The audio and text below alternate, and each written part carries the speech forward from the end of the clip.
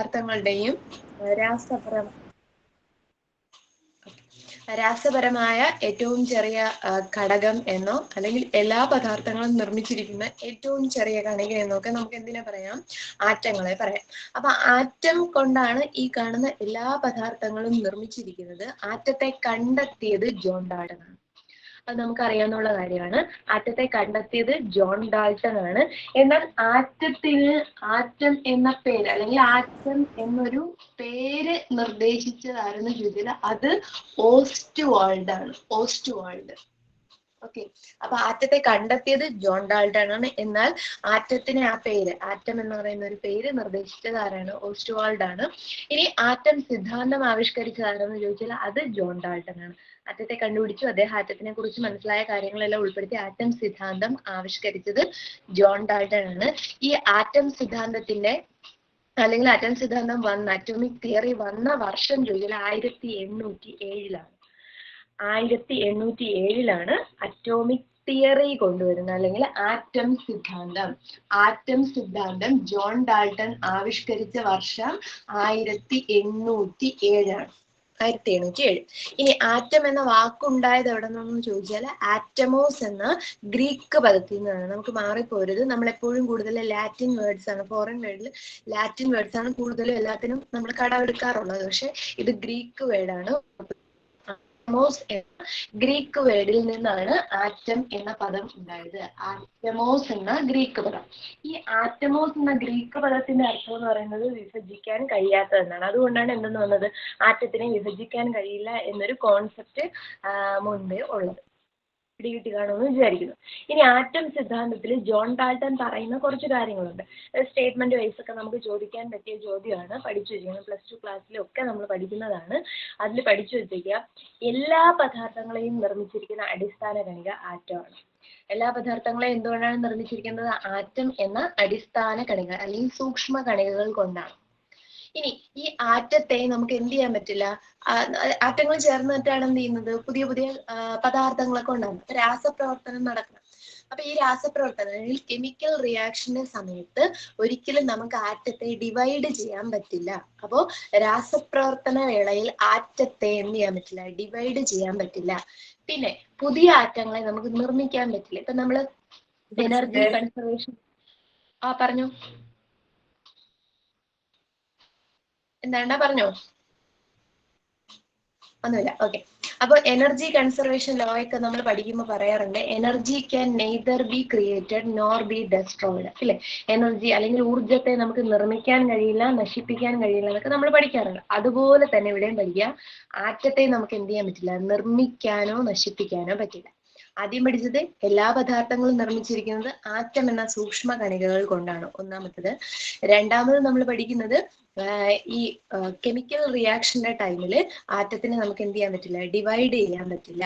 പുതിയതായിട്ട് ആറ്റങ്ങളെ പ്രൊഡ്യൂസ് ചെയ്യാനോ ഉള്ളവയെ നമുക്ക് ഡിസ്ട്രക്ട് ചെയ്ത് കളയാനൊന്നും പറ്റത്തില്ല. ആറ്റങ്ങൾ എന്ന് പറയുന്നത് എനർജി കൺസർവേഷൻ പോലെ തന്നെയാണ്.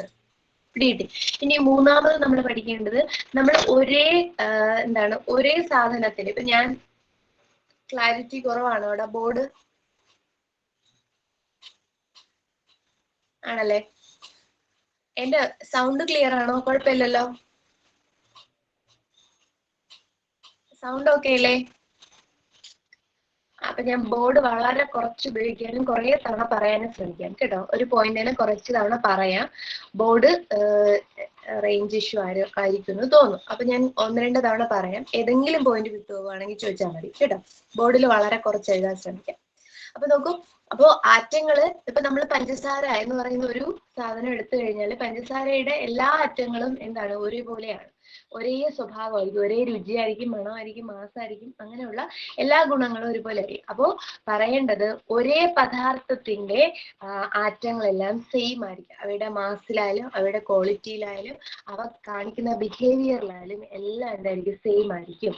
അങ്ങനെയാണെങ്കിൽ വ്യത്യസ്ത മൂലകങ്ങളുടെ അല്ലെങ്കിൽ നമ്മൾ ഇപ്പൊ ഹൈഡ്രജനും ഓക്സിജനും എടുക്കുന്നു, രണ്ടിന്റെ ആറ്റങ്ങൾ തമ്മിൽ ഒരുപാട് വ്യത്യാസമുണ്ട് ഇല്ലേ? അപ്പൊ വ്യത്യസ്ത പദാർത്ഥങ്ങളുടെ ആറ്റങ്ങൾക്ക് വ്യത്യസ്ത സ്വഭാവമായിരിക്കും. 4 കാര്യങ്ങൾ പിടികിട്ടി കാണുമെന്ന് വിചാരിക്കുന്നു. അഞ്ചാമതായിട്ട് ജോൺ ഡാൾട്ടൺ പറയുന്നത് ഈ രാസപ്രവർത്തനം നടന്നിട്ടാണ് എന്ത് ചെയ്യുന്നത്, ആറ്റങ്ങൾ കൂടിച്ചേർന്ന് പുതിയ പുതിയ തന്മാത്രകൾ അല്ലെങ്കിൽ പുതിയ പുതിയ സംയുക്തങ്ങളൊക്കെ ഉണ്ടാകുന്നത്.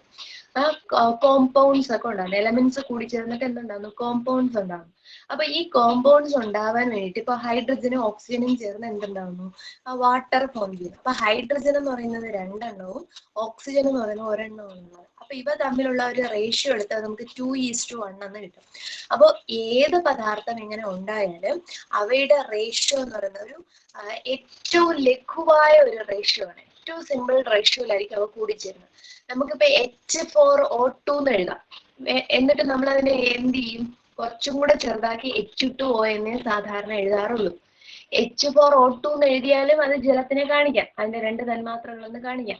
പക്ഷെ നമ്മൾ ഒരിക്കലും H2O എന്നേ റെപ്രസെന്റ് ചെയ്യാറുള്ളൂ, H4O2 എന്ന് എഴുതാറില്ല. കാരണം എപ്പോഴും റേഷ്യോ സിമ്പിൾ ആയിരിക്കണം, സിമ്പിൾ റേഷ്യോയിലായിരിക്കണം ഈ എന്ത് ചെയ്യുന്നത്, എലമെന്റ്സ് കൂടി ചേർന്നിട്ട് എന്തുണ്ടാവേണ്ടത്, കോമ്പൗണ്ട്സ് ഉണ്ടാവേണ്ടത്. അപ്പോ അദ്ദേഹത്തിന്റെ സിദ്ധാന്തത്തിൽ, ആറ്റം സിദ്ധാന്തത്തിൽ മെയിൻ ആയിട്ട് പറയുന്ന പോസ്റ്റുലേറ്റ്സ്, ആറ്റം സിദ്ധാന്തത്തിന്റെ പോസ്റ്റുലേറ്റ്സ് എന്ന് പറയാം, അല്ലെങ്കിൽ ആ ഒരു മെയിൻമകൾ, അദ്ദേഹം മുന്നോട്ട് വെച്ച ആശയങ്ങൾ, അത് ഈ 5 എണ്ണമാണ്. ഏതൊക്കെ?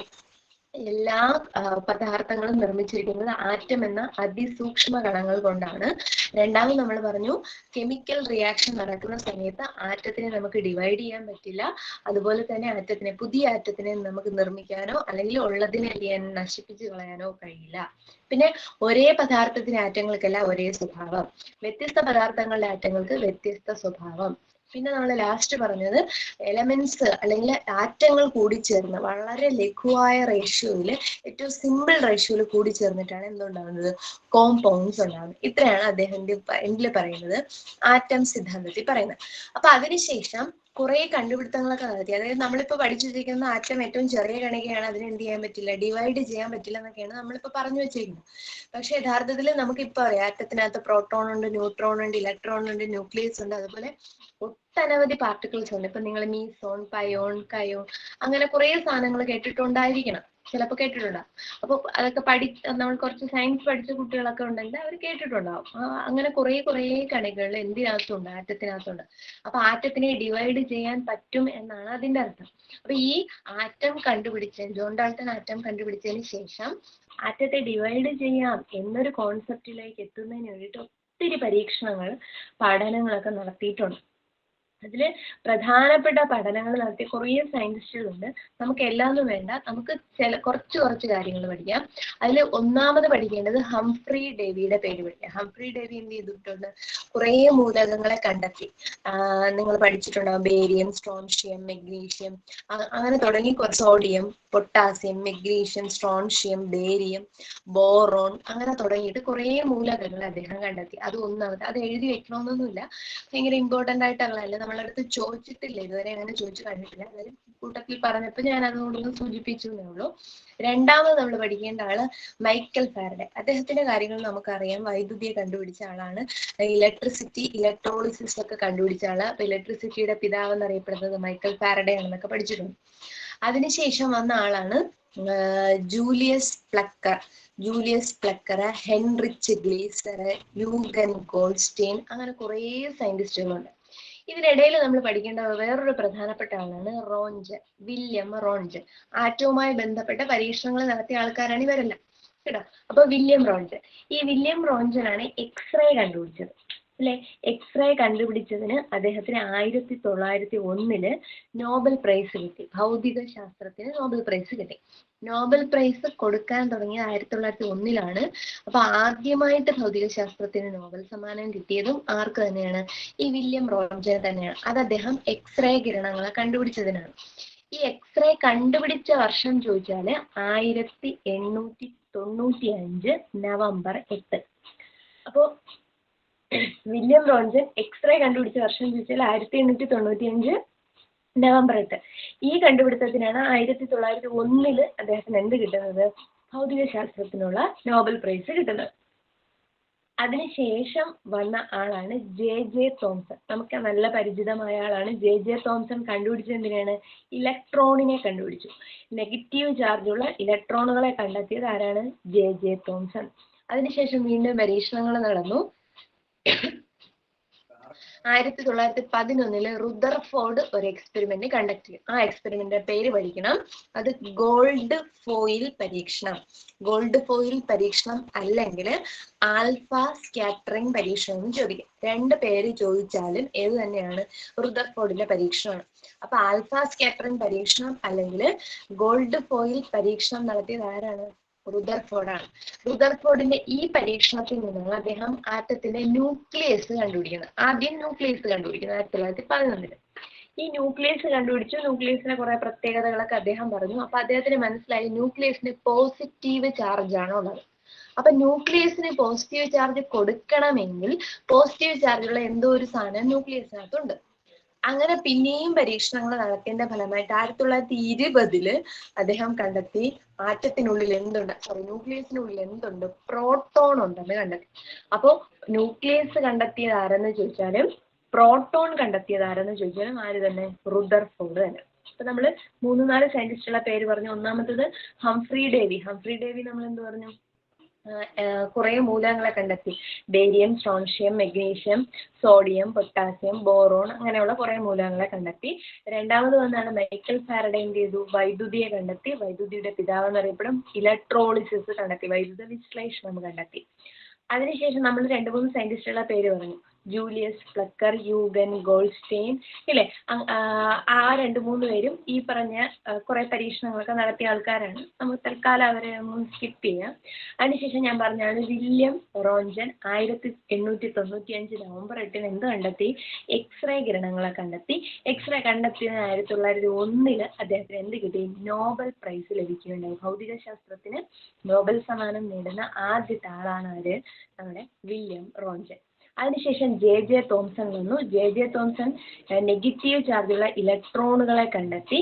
അതിനുശേഷം റുദർഫോർഡ് 1911 ഗോൾഡ് ഫോയിൽ പരീക്ഷണം അല്ലെങ്കിൽ ആൽഫ സ്കാറ്ററിംഗ് പരീക്ഷണം നടത്തി.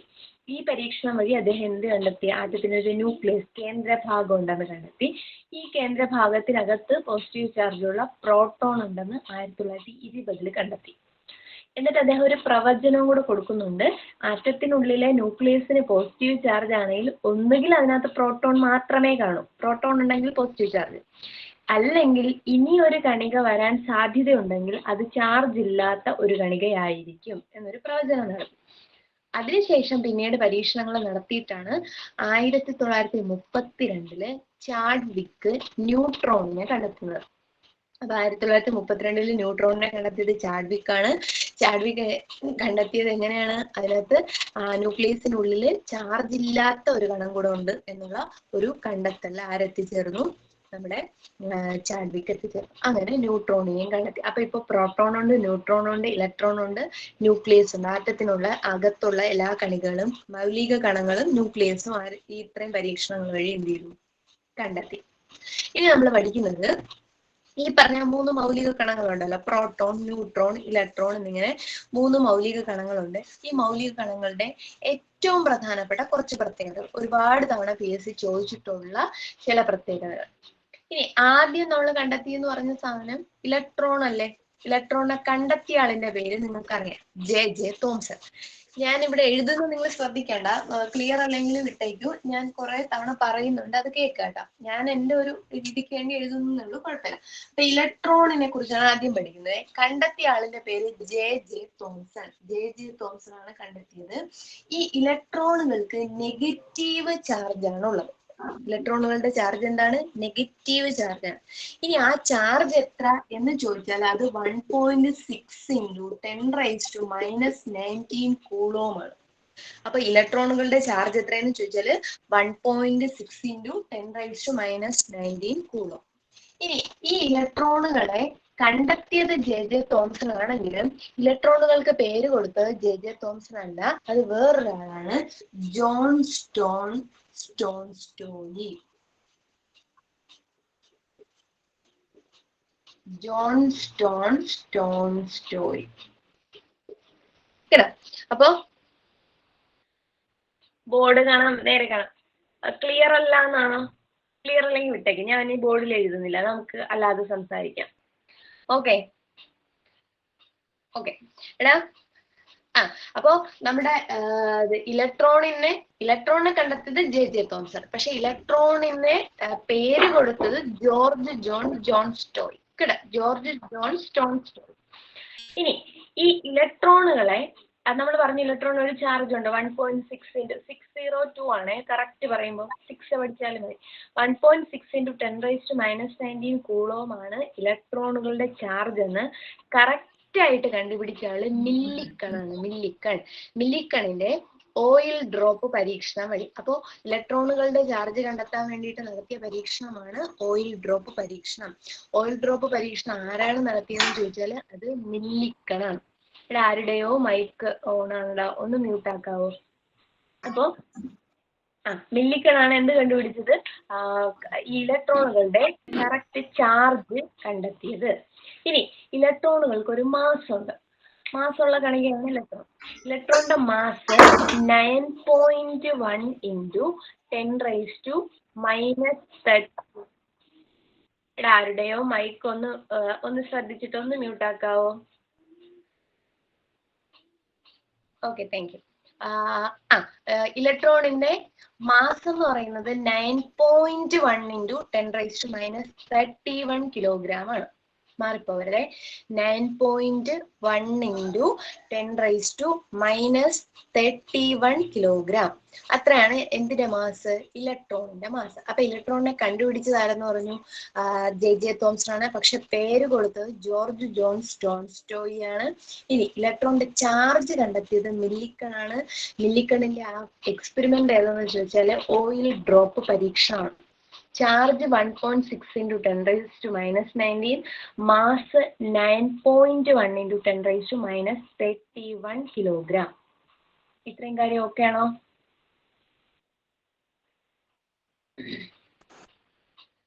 ഓക്കെ ആണ്. ഓക്കെ, അപ്പൊ ഇനി അടുത്ത് പഠിക്കണേ. ഒരു സ്റ്റേറ്റ്മെന്റ് ആയിട്ട് അങ്ങ് പഠിച്ചിരിക്കാം. നമ്മൾ പറഞ്ഞു 10⁻⁻31 റേഞ്ചിലാണ് ഇതിന്റെ മാസ് വരുന്നത്. നമ്മളിനി പ്രോട്ടോണും ന്യൂട്രോണും ഒക്കെ പഠിക്കുമ്പോൾ അവിടെ നമ്മൾ റേഞ്ച് പഠിക്കുന്നത് നിങ്ങൾ ഇനി അങ്ങോട്ട് എഴുതുമ്പോൾ മനസ്സിലാവും. -27 എഴുതുള്ളൂ.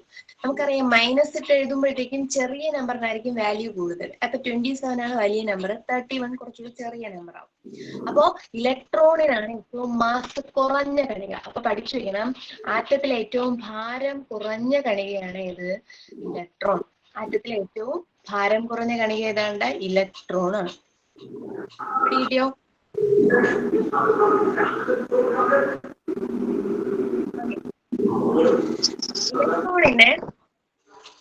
ഇലക്ട്രോണിന് ചലിക്കാനുള്ള കഴിവുണ്ട്. അതായത് നമ്മൾ പഠിക്കില്ലേ, ഇലക്ട്രോൺ നമ്മുടെ ഒരു ആറ്റം മാതൃകയൊക്കെ വരയ്ക്കുമ്പോൾ നടുക്കൊരു ന്യൂക്ലിയസ് വരയ്ക്കുന്നു, ചുറ്റും ഇങ്ങനെ ഷെല്ലുകളൊക്കെ വരച്ചിട്ടാണ് ഇലക്ട്രോൺ അതിൽ കറങ്ങുന്നു എന്നൊക്കെ പറയാറുണ്ട്. അപ്പൊ ഇലക്ട്രോണുകൾക്ക് മൂവ്മെന്റിനുള്ള ശേഷിയുണ്ട്. അതായത് ആറ്റത്തിലെ ചലിക്കാൻ കഴിവുള്ള ഒരേ ഒരു കണിക ഏത് മാത്രമാണ്? ഇലക്ട്രോൺ മാത്രമാണ്. അതുകൊണ്ട് ഈ ലോഹങ്ങളുടെ മെറ്റൽസ് പൊതുവെ കണ്ടക്ടേഴ്സ് ആണ്, ചാലകത കൂടുതലാണ്. ഈ ചാലകത ഉണ്ടാവാൻ കാരണം ഇലക്ട്രോണുകൾ മൂവ് ചെയ്യുന്നതാണെന്നൊക്കെ നമ്മൾ പഠിച്ചിട്ടുണ്ട്. അപ്പോൾ ഇലക്ട്രോണുകളുടെ മൂവ്മെന്റ് കാരണം ചാലകത ഉണ്ടാകുന്നുണ്ട്. ഒരു മെറ്റലിന്റെ അല്ലെങ്കിൽ ഒരു ചാലകത്തിന്റെ കണ്ടക്ടിവിറ്റി എത്രത്തോളം ഉണ്ട് അല്ലെങ്കിൽ ചാലകത എത്രത്തോളം ഉണ്ട് എന്ന് നിശ്ചയിക്കുന്ന കണികയാണ് ഇത് ഇലക്ട്രോൺ. പിടികിട്ടോ?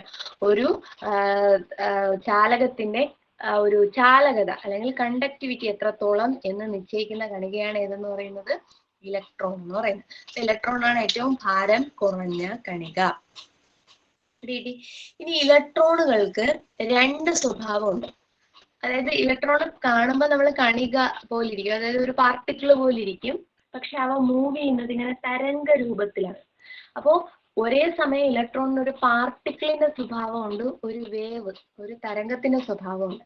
അതായത് രണ്ട് സ്വഭാവം, അതിനെ നമ്മൾ വിളിക്കും ദ്വൈത സ്വഭാവം. ഇലക്ട്രോണിന്റെ ദ്വൈത സ്വഭാവം അല്ലെങ്കിൽ ഡ്യുവൽ നേച്ചർ എന്ന് വിളിക്കും. Dual nature. അപ്പൊ ഇലക്ട്രോണിന്റെ ഡ്യുവൽ നേച്ചർ അല്ലെങ്കിൽ ദ്വൈത സ്വഭാവം ആവിഷ്കരിച്ചത് ആര് എന്ന് ചോദിച്ചാല് അത് ലൂയിസ് ഡി ബ്രോഗ്ലി ആണ്. ഡി ബ്രോഗ്ലി, കേട്ടോ, ഡി ബ്രോഗ്ലി. ആ പേര് നിങ്ങൾ കേട്ടിട്ടുണ്ടോ എന്ന് അറിയത്തില്ല, നമ്മൾ +2 ക്ലാസ്സിലൊക്കെ പഠിക്കുന്നതാണ്. ഡി ബ്രോഗ്ലി, കേട്ടോ. ദ്വൈത സ്വഭാവം ആവിഷ്കരിച്ചത് ആരാണ്? Louis de Broglie. അപ്പൊ കിട്ടി. ആറ്റത്തിനകത്ത് ചലിക്കാൻ കഴിവുള്ള ഒരേ ഒരു കണിക ഇലക്ട്രോൺ ആണ്. ചാലകത നിർണ്ണയിക്കുന്നത് ഇലക്ട്രോൺ ആണ്. ഈ ഇലക്ട്രോണുകൾക്ക് രണ്ട് സ്വഭാവം, തരംഗ സ്വഭാവം ഉണ്ട്, അതായത് വേവ് നേച്ചറും ഉണ്ട്, കണികാ സ്വഭാവം അല്ലെങ്കിൽ പാർട്ടിക്കിൾ നേച്ചറും ഉണ്ട്. ഈ രണ്ട് സ്വഭാവം ഉള്ളത് കൊണ്ട് ഇവയെ നമ്മൾ വിളിക്കുന്ന പേര്, ഇതിന് ആ സ്വഭാവത്തിന് ദ്വൈത സ്വഭാവം എന്ന് വിളിക്കും. ദ്വൈത സ്വഭാവം കണ്ടെത്തിയത് ലൂയിസ് ഡി ബ്രോഗ്ലി ആണ്. ഓക്കെ ആണോ? ക്ലിയർ ആണ്? ഇനി നോക്കൂ, ആറ്റത്തിനുള്ളില് രണ്ടാമത് നമ്മൾ പറയുന്ന കണിക പ്രോട്ടോൺ ആണ്. പ്രോട്ടോണിന് പോസിറ്റീവ് ചാർജ് ആണ്. ചാർജ് എത്രയെന്ന് ചോദിച്ചാൽ ഈ പറഞ്ഞ സെയിം തന്നെയാണ്, 1.6 × 10⁻⁻⁹ തന്നെയാണ് എന്ത് നമ്മുടെ പ്രോട്ടോണിന്റെയും ചാർജ്. അപ്പോ പ്രോട്ടോണിനും ഇലക്ട്രോണിനും ചാർജ് സെയിം തന്നെയാണ്, 1.602 × 10⁻⁻⁹ കൂടും. ഇനി പ്രോട്ടോണിന് പോസിറ്റീവ് ചാർജും ഒരു മാസ് ഉണ്ട്, ഉറപ്പായിട്ടൊരു മാസ് ഉണ്ട്. അപ്പൊ നമ്മൾ ഇനി പഠിക്കേണ്ടത് ആ പ്രോട്ടോണിന്റെ മാസ് എത്ര എന്നാണ്.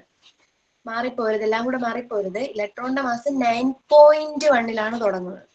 ഈ പ്രോട്ടോണിന്റെ മാസ് നോക്കിക്കോണേ, 1.6726 1.6726 1.6726 ഇൻറ്റു 10⁻27 കിലോഗ്രാം, -27 കിലോഗ്രാം. ഒന്നുകൂടെ 1.6726 ഇൻറ്റു 10⁻⁻27 കിലോഗ്രാം ആണ് എന്തിന്റെ മാസ്? പ്രോട്ടോണിന്റെ മാസ്. അപ്പൊ ഇലക്ട്രോണിനെക്കാളും കുറച്ചുകൂടെ മാസ് കൂടിയ ആളാണ് ആര്? പ്രോട്ടോൺ എന്ന് പറയാം. ഇനി നമ്മൾ പറയാവുന്ന കാര്യങ്ങൾ ശ്രദ്ധിച്ചോണേ. പ്രോട്ടോണിന്റെ പ്രത്യേകത എന്ന് പറഞ്ഞാൽ ഒരു ആറ്റം ഏത് എന്ന് നിർണ്ണയിക്കുന്ന കണികയാണ് പ്രോട്ടോൺ. അതായത് ഒരു ആറ്റത്തിനകത്ത് 10 പ്രോട്ടോൺ ഉണ്ട് എന്ന് പറഞ്ഞാൽ ആ 10 വെച്ചിട്ടാണ് നമ്മൾ ആ ആറ്റം ഏതെന്ന് തിരിച്ചറിയുന്നത്. പിടിക്കാം. അതായത് നമ്മൾ ആറ്റത്തിന് അറ്റോമിക് നമ്പർ എന്ന് പറയത്തില്ലേ, ഈ അറ്റോമിക് നമ്പർ എന്ന് പറയുന്നത് എന്തിനാണ്? ഈ പ്രോട്ടോണിന്റെ എണ്ണത്തിനാണ്. അപ്പൊ ഒരു ആറ്റം ഏതെന്ന് തിരിച്ചറിയാൻ സഹായിക്കുന്നത് പ്രോട്ടോൺ. അറ്റോമിക് നമ്പർ പ്രോട്ടോണിന്റെ എണ്ണമാണ്. അതുകൊണ്ട് തന്നെ ആ പ്രോട്ടോണിനെ വിളിക്കുന്ന രണ്ട് പേരുകളുണ്ട്. ഫിംഗർ പ്രിന്റ് ഓഫ് ആറ്റം ചോദിച്ചിട്ടുണ്ട്, മുമ്പ് ചോദിച്ചിട്ടുള്ള ചോദ്യമാണ്. ഫിംഗർ പ്രിന്റ് ഓഫ് ആറ്റം അല്ലെങ്കിൽ ID കാർഡ് അല്ലെങ്കിൽ identity card of an atom. ഒരാറ്റത്തിന്റെ ഐഡന്റിറ്റി കാർഡ് എന്നോ അല്ലെങ്കിൽ fingerprint of the atom എന്നോ ചോദിച്ചാൽ അത് ഏതാണ്? പ്രോട്ടോൺ ആണ്. അപ്പൊ 10 പ്രോട്ടോൺ ഉണ്ടെന്ന് പറഞ്ഞാൽ ആ ആറ്റം നിയോൺ ആണ്. ഒരു പ്രോട്ടോണേ ഉള്ളൂ എന്ന് പറഞ്ഞാൽ ആ ആറ്റം ഹൈഡ്രജൻ ആണ്. 5 പ്രോട്ടോൺ ഉണ്ട് എന്ന് പറഞ്ഞാൽ ആറ്റം ബോറോൺ ആണ്. അപ്പൊ അറ്റോമിക് നമ്പർ നമ്മൾ എപ്പോഴും പറയുന്നത് എന്തിന്റെ എണ്ണമാണ്? ഈ പറഞ്ഞ പ്രോട്ടോണിന്റെ എണ്ണമാണ്. ക്ലിയർ ആയോ? അപ്പൊ ആറ്റത്തിന്റെ ID കാർഡ് എന്നോ ആറ്റത്തിന്റെ ഫിംഗർ പ്രിന്റ് എന്നോ ചോദിച്ചാൽ ഏതാ പറയേണ്ടത്? പ്രോട്ടോൺ എന്നാണ് ആൻസർ പറയേണ്ടത്.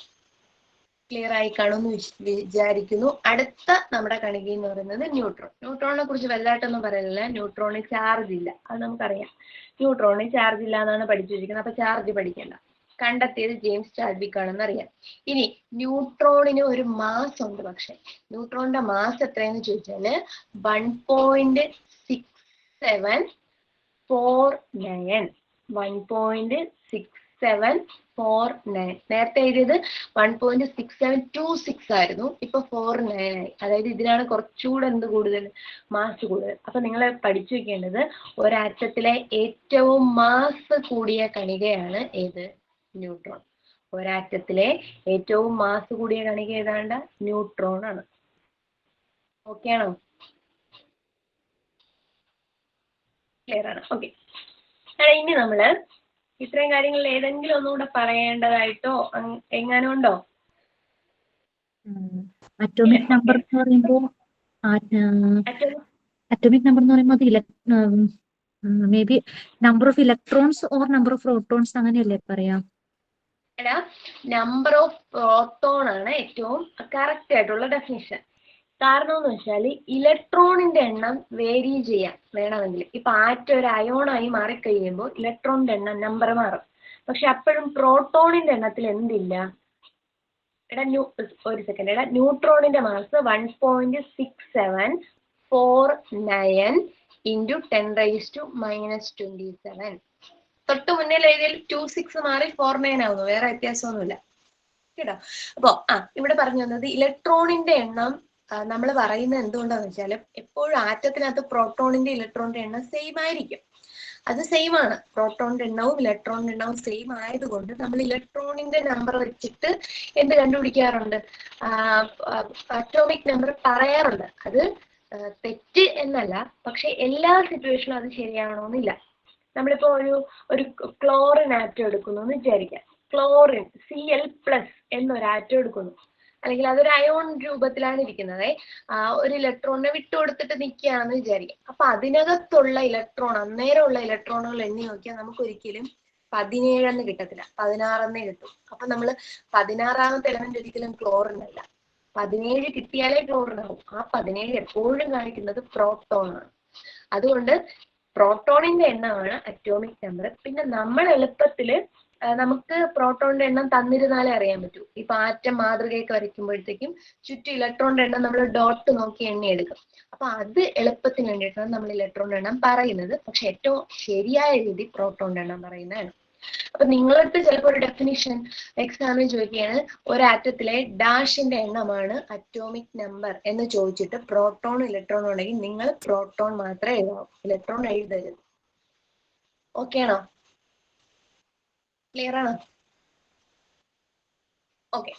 അടുത്ത് നമുക്ക് ആറ്റം മാതൃകകൾ പഠിക്കണം. ആറ്റം മാതൃക, അതായത് ഒരു ആറ്റം എങ്ങനെയാണ് ഇരിക്കുന്നതെന്ന് ഓരോരുത്തർ ഓരോ രീതി കൊണ്ടുവന്നിട്ടുണ്ടല്ലോ. അപ്പൊ അതിനകത്തുള്ള ആറ്റം മാതൃകയിൽ ഏറ്റവും പ്രധാനപ്പെട്ട ഒരെണ്ണം വാട്ടർ മെലൺ മോഡൽ, അല്ലെങ്കിൽ തണ്ണിമത്തൻ മാതൃക, അതേനാ raisin pudding model, plum pudding model. ഈ 4 പേരിൽ അറിയപ്പെടുന്നത് ജെ തോംസന്റെ ആറ്റം മാതൃകയാണ്. അപ്പൊ ആദ്യമായിട്ട് ആറ്റം മാതൃക കൊണ്ടുവന്നത് ആരെന്ന് ചോദിച്ചാൽ ജെ തോംസൺ. അദ്ദേഹത്തിന്റെ ആറ്റം മാതൃക അറിയപ്പെടുന്ന പേരുകളാണ് തണ്ണിമത്തൻ മാതൃക, അല്ലെങ്കിൽ watermelon model, plum pudding model, raisin pudding model. ഓക്കെയാണ്.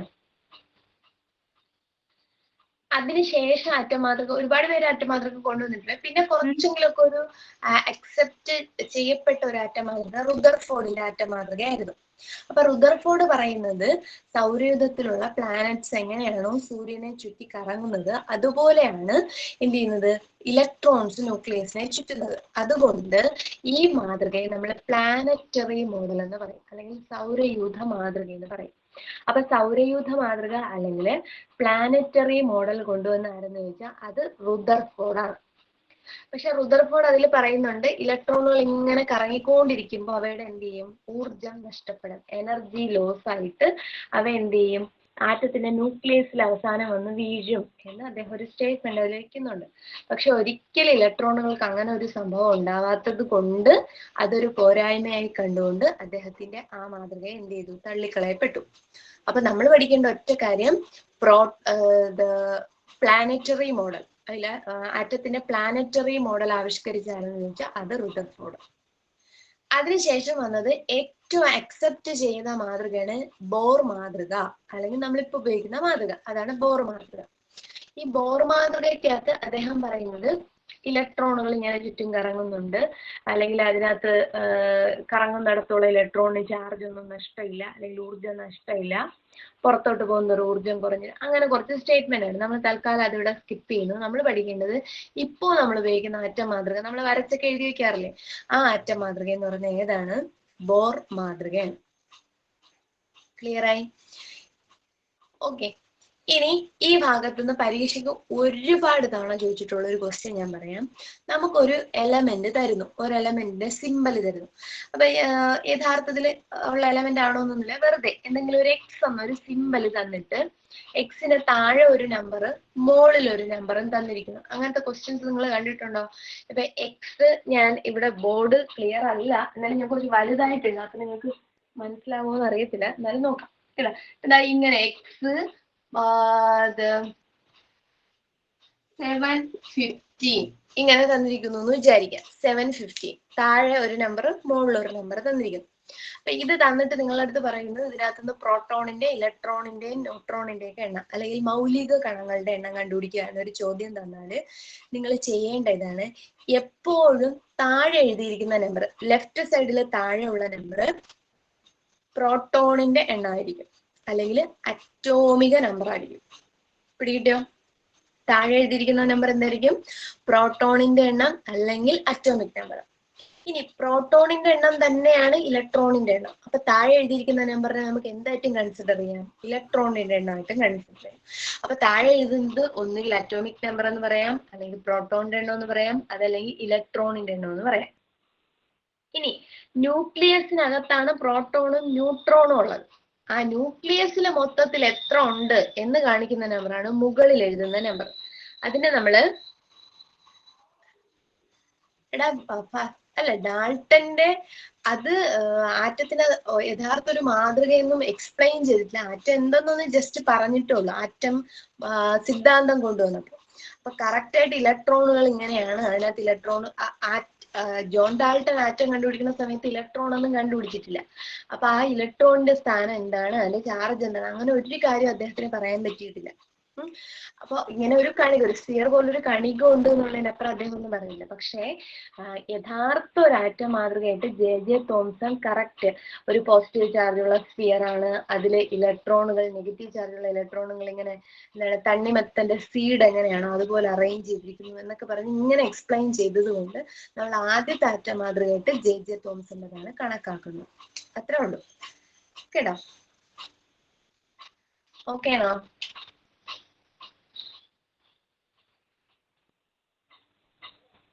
എടാ ചോദിച്ചാളിന് ഓക്കെ ആണോ?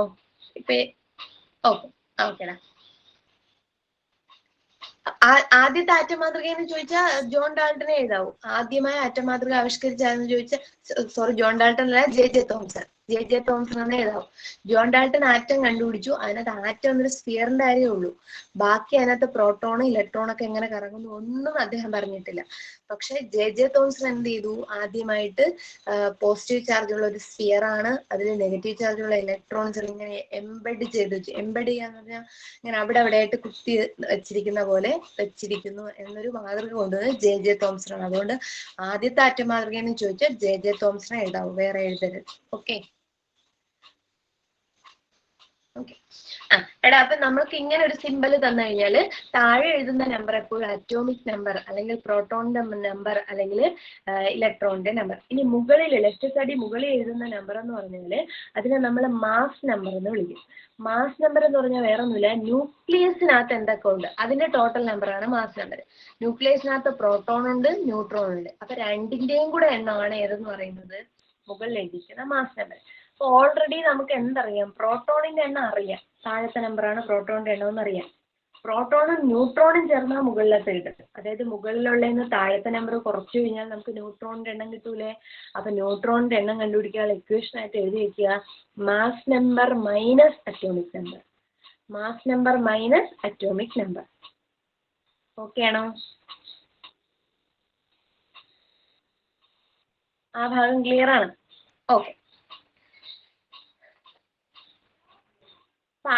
ആറ്റവും ആറ്റം മാതൃകയെ സംബന്ധിച്ച് ഇതാണ് ഏറ്റവും പ്രധാനമായിട്ട് ചോദിച്ചു. ഈ ഭാഗത്തു നിന്നൊക്കെയാണ് ബോർ മാതൃകയൊക്കെയാണ് കൂടുതൽ ചോദിച്ച് കണ്ടിട്ടുള്ളത്. അപ്പൊ ഈ ഇത്രയും കാര്യങ്ങളെങ്കിലും ജസ്റ്റ് ഒന്ന് നിങ്ങളൊന്ന് ഓർത്ത് വെക്കുക. ഇനി ഇതിൽ രണ്ടാമതായിട്ട് നമുക്ക് പഠിക്കാനുള്ളത് ദ്രവ്യത്തിന്റെ അവസ്ഥകളാണ്. അപ്പൊ ദ്രവ്യത്തിന്റെ അവസ്ഥകൾ നമുക്കറിയാം. ഒന്ന് ഖരം, നമ്മൾ പേരുകൾ മാത്രം ജസ്റ്റ് പറഞ്ഞു പോകുന്നേ. ഒന്നാമത്തെ ഖരം, ദ്രാവകം, വാതകം, പ്ലാസ്മ. ഖരം, ദ്രാവകം, വാതകത്തിനെ എക്സ്പ്ലെയിൻ ചെയ്യേണ്ട ആവശ്യമൊന്നുമില്ല. നിങ്ങൾക്കറിയാം മോളിക്യൂൾസിന്റെ അറേഞ്ച്മെന്റ് എങ്ങനെ, അവയുടെ ആകർഷണ ബലം എങ്ങനെ, അതിന് എന്താണ് മൂവ് ചെയ്യാനുള്ള മോളിക്യൂൾസിന് എന്താണ് മൂവ്മെന്റ് ഉണ്ടോ, അങ്ങനെയൊക്കെ ഉള്ള കാര്യങ്ങളെല്ലാം നിങ്ങൾക്കറിയാം. പ്ലാസ്മയിലോട്ട് വരുമ്പോൾ നമ്മളൊരു 3-4 കാര്യങ്ങൾ പഠിക്കാം. അത് ഒരുപാട് തവണ പ്രീവിയസ് ക്വസ്റ്റ്യനിലൊക്കെ ചോദിച്ചിട്ടുള്ളതാണ്. ഇപ്പൊ അടുത്തിടയ്ക്കൊന്നും പ്ലാസ്മ വലുതായിട്ട് ചോദിച്ച് കണ്ടിട്ടൊന്നുമില്ല, എന്നാലും പഠിച്ചു വെച്ചേക്കാം. അയോണുകളുടെ രൂപത്തില് കണികകൾ കാണപ്പെടുന്നത് പ്ലാസ്മയിലാണ്. സൂര്യനിലും നക്ഷത്രങ്ങളിലും ഏറ്റവും കൂടുതൽ കാണപ്പെടുന്നതും പ്ലാസ്മ എന്ന് പറയുന്ന സ്റ്റേറ്റ് ആണ്. സൂര്യനിലും നക്ഷത്രങ്ങളിലും ഏറ്റവും കൂടുതലുള്ളത് പ്ലാസ്മ, അയോണുകളായി കാണപ്പെടുന്നത് പ്ലാസ്മ.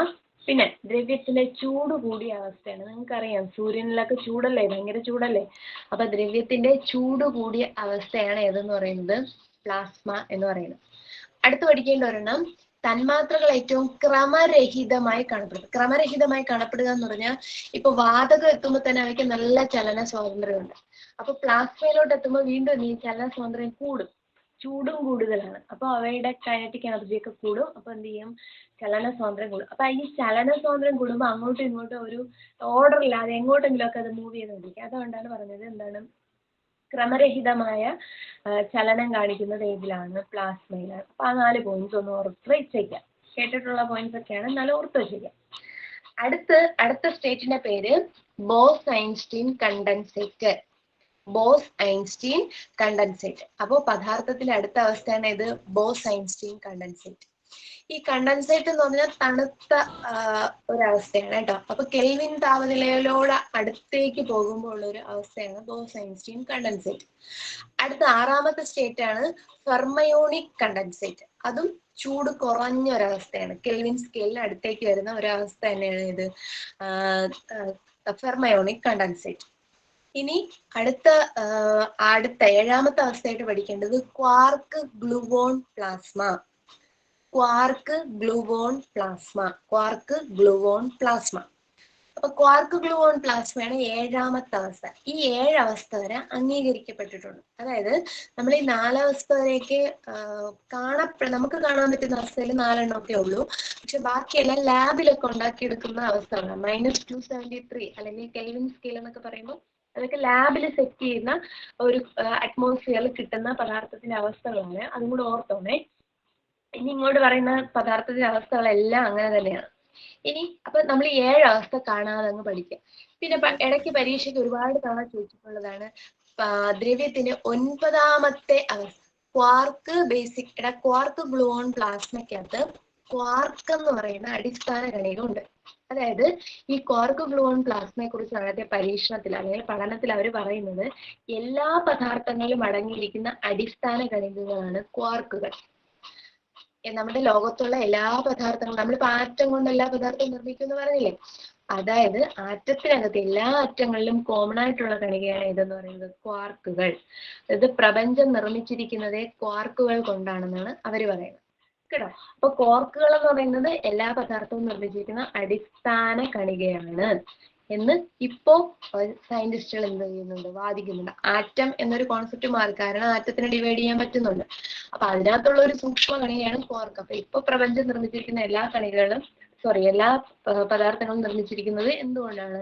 ക്വാർക്ക് കൊണ്ടാണെന്ന് പറയും. ഓക്കേണോ? ഇനി പദാർത്ഥത്തിന്റെ 9ാമത്തെ അവസ്ഥ ഏത് എന്ന് ഇടയ്ക്കൊക്കെ 1-2 പരീക്ഷയൊക്കെ ചോദിച്ചിട്ടുണ്ട്. അത് ജാൻ ടെല്ലർ മെറ്റൽ. പദാർത്ഥത്തിന്റെ 9ാമത്തെ അവസ്ഥയാണ് ഇത് ജാൻ ടെല്ലർ മെറ്റൽ. പേര് പഠിച്ചു വെച്ചിരിക്കാം.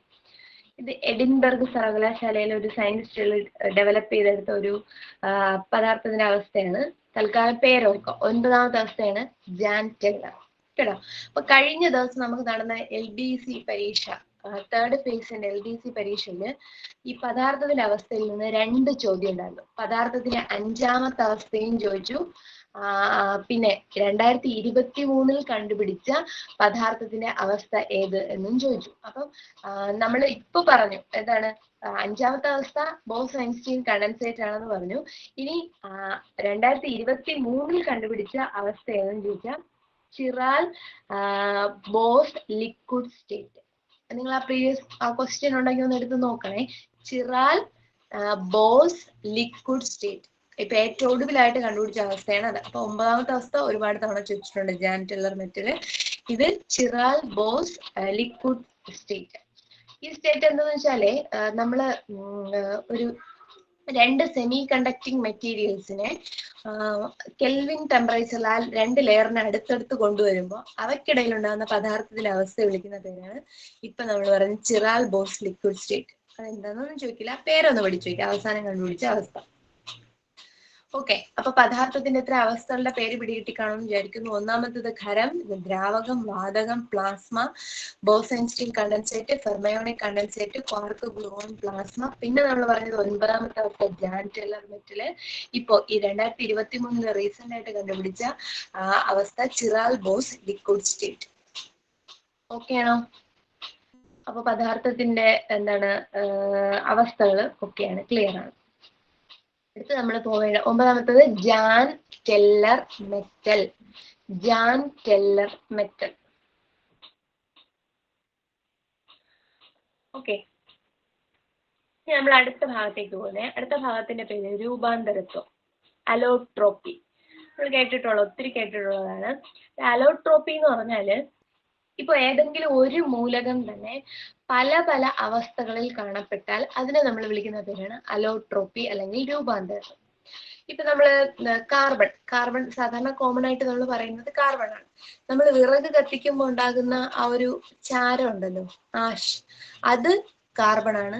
എന്നാലും നമ്മൾ നമ്മുടെ ഓർണമെന്റ്സിലൊക്കെ വെക്കാറുള്ള ഡയമണ്ടും കാർബൺ ആണ്. അപ്പോൾ രണ്ടും ബേസിക്കലി കാർബൺ ആണ്, പക്ഷെ രണ്ടിന്റെയും സ്വഭാവം രണ്ടാണ്, അല്ലെങ്കിൽ അവ എക്സിസ്റ്റ് ചെയ്യുന്ന സ്റ്റേറ്റ് രണ്ടാണ്, അല്ലേ? അപ്പോൾ ഒരേ പദാർത്ഥം തന്നെ വ്യത്യസ്ത രൂപങ്ങളിൽ കാണപ്പെടുന്നതിനെ വിളിക്കുന്ന പേരാണ് രൂപാന്തരത്വം അല്ലെങ്കിൽ അലോട്രോപ്പി. ഇങ്ങനെ കിട്ടുന്ന വ്യത്യസ്ത രൂപങ്ങളില്ലേ, അതിനെ വിളിക്കും അലോട്രോപ്പ് അല്ലെങ്കിൽ രൂപാന്തരങ്ങൾ. അത് ഏറ്റവും കൂടുതൽ അലോട്രോപ്പി കാണിക്കുന്ന മൂലകം എന്ന് പറയുന്നത് കാർബൺ ആണ്. ഒത്തിരി എലമെന്റ് കോമ്പൗണ്ട്സ് ഉണ്ട്. കാർബണിന് ഒരുപാട് സംയുക്തങ്ങളുണ്ട്. ഏകദേശം 10 ദശലക്ഷത്തോളം സംയുക്തങ്ങളുണ്ട് എന്നാണ് പറയപ്പെടുന്നത്. അപ്പൊ ഇത്രയും പദാർത്ഥങ്ങൾ ഉണ്ടാകുന്നത് ഈ കാർബണിന്റെ ഒരു പ്രത്യേകത കൊണ്ടാണ്. കാർബണിന് ക്യാറ്റിനേഷനുള്ള കഴിവുണ്ട്. ക്യാറ്റിനേഷൻ എന്ന് പറഞ്ഞാൽ നിങ്ങൾ ഓർഗാനിക് കെമിസ്ട്രി പഠിക്കൂലേ? ഓർഗാനിക് കെമിസ്ട്രി പഠിക്കുമ്പോൾ ഇങ്ങനെ കാർബൺ ചെയിനുകളായിട്ട് നിരത്തി എഴുതും. എന്നിട്ട് ഹൈഡ്രജനോ ക്ലോറിനോ ഒക്കെ കൊണ്ട് നമ്മൾ അതിന്റെ വാലൻസ് ഫില്ല് ചെയ്ത് എഴുതാറുണ്ട്. അപ്പൊ അങ്ങനെ നിവർത്തി എഴുതുകയോ അല്ലെങ്കിൽ ഇങ്ങനെ ഏതെങ്കിലും റൗണ്ട് ഷേപ്പിലൊക്കെ നിങ്ങൾ കാർബൺ ചെയിനുകളെ കൂട്ടിമുടിച്ച് റിങ് ഫോമിലൊക്കെ എഴുതാറുണ്ട്. അപ്പോൾ റിങ്ങുകളോ ചെയിനുകളോ ഫോം ചെയ്യാനുള്ള ഒരു മൂലകത്തിന്റെ കഴിവിനെ വിളിക്കുന്ന പേരാണെന്ത്? ക്യാറ്റിനേഷൻ എന്ന് വിളിക്കുന്നത്. പിടികിട്ടിയോ? റിങ്ങുകളോ ചെയിനുകളോ ഫോം ചെയ്യാനുള്ള ഒരു പദാർത്ഥത്തിന്റെ കഴിവാണ് ഇത് ക്യാറ്റിനേഷൻ. ഈ ക്യാറ്റിനേഷൻ കപ്പാസിറ്റി ഏറ്റവും കൂടിയ സാധനം കാർബൺ ആയതുകൊണ്ടാണ് കാർബണിന് ഇത്രത്തോളം രൂപാന്തരങ്ങൾ ഉള്ളത്. ക്ലിയർ ആണോ? ഓക്കെ ആണ്. അപ്പൊ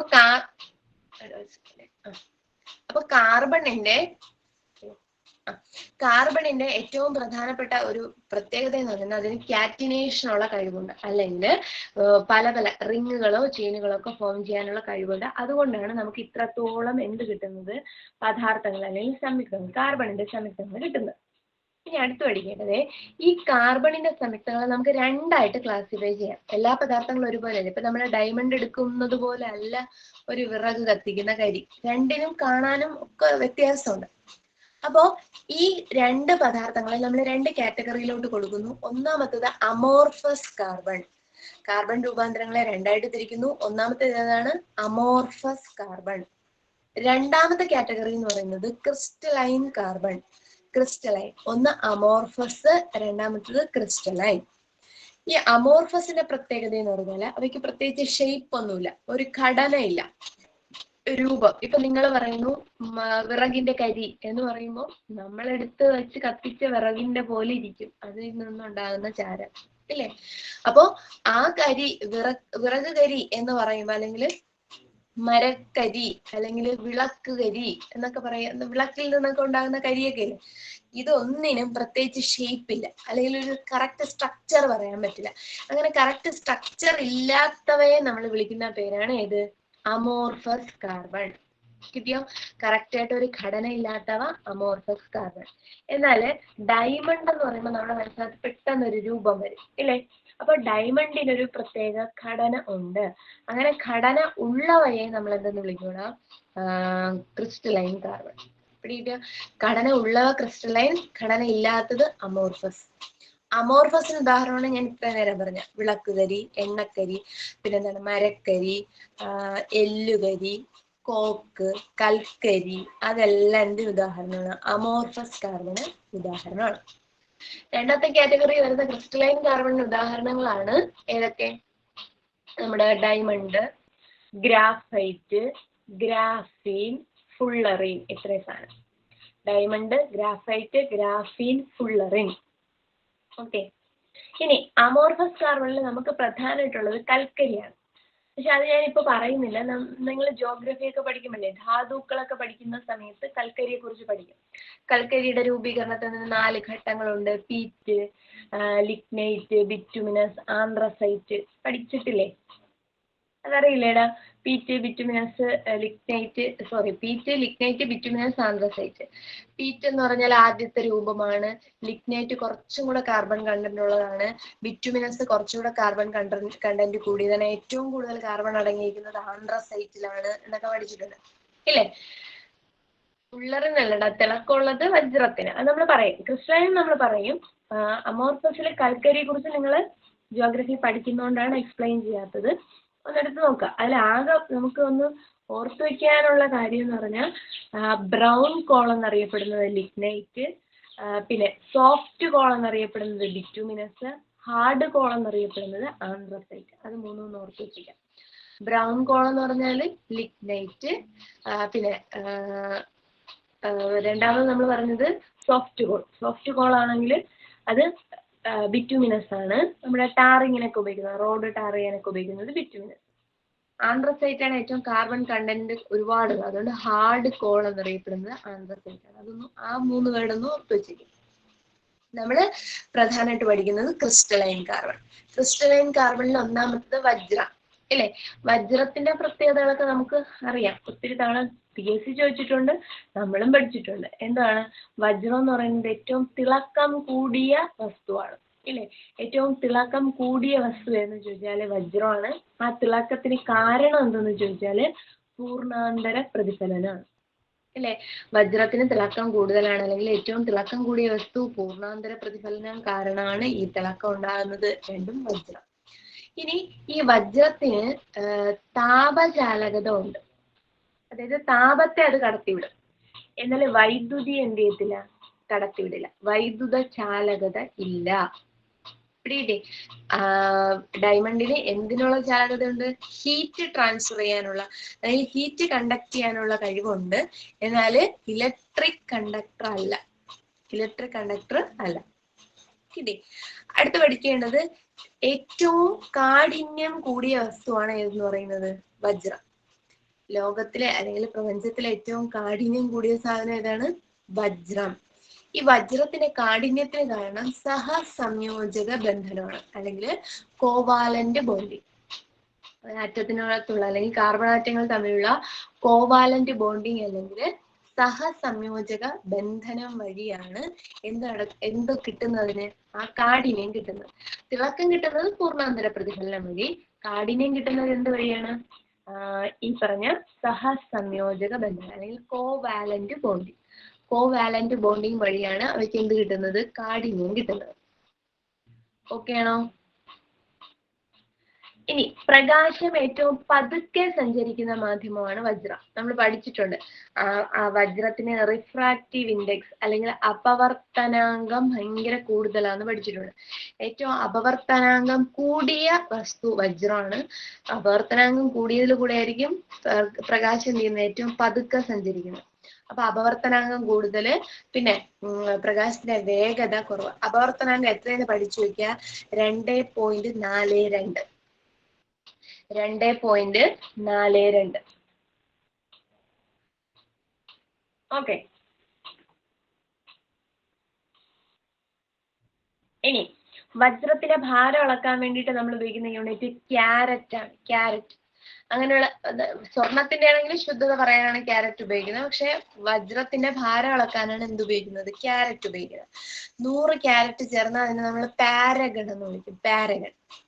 ഇനി വജ്രത്തിന്റെ ആ ശുദ്ധത അളക്കാൻ വേണ്ടിയിട്ട് നമ്മൾ ഉപയോഗിക്കുന്നത് അൾട്രാ വയലറ്റ് കിരണങ്ങളാണ്. അൾട്രാ വയലറ്റ് കിരണങ്ങൾ ഉപയോഗിച്ചാണ് വജ്രത്തിന്റെ ശുദ്ധത അളക്കുന്നത്. അപ്പൊ ഈ പറഞ്ഞ കുറെ പോയിന്റ്സ് എപ്പോഴും കേൾക്കുന്ന കോമൺ അറിയാനുള്ള കുറെ പോയിന്റ്സ് ആണ് ഇപ്പൊ പറഞ്ഞത് വജ്രത്തിനെ കുറിച്ച്. അതിൽ ഡൗട്ട് ഉണ്ടോ? വജ്രത്തിനെ കുറിച്ച് ഒരു തവണ കൂടെ പറയേണ്ടതുണ്ടോ? ഉണ്ടോ? കുഴപ്പമില്ല.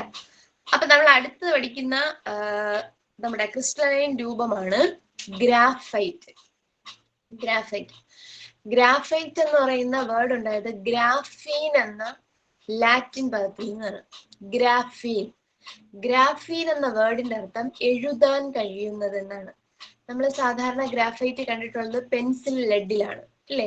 പെൻസിൽ ലെഡ് പണ്ട് വിചാരിച്ചിരുന്നത് ലെഡ് കറുത്തിരിക്കുന്നതുകൊണ്ട് ലെഡാന്നാണ് വിചാരിച്ചു വെച്ചിരുന്നത്. അതുകൊണ്ടാണ് പെൻസിൽ ലെഡ് എന്ന പേര് വന്നത്.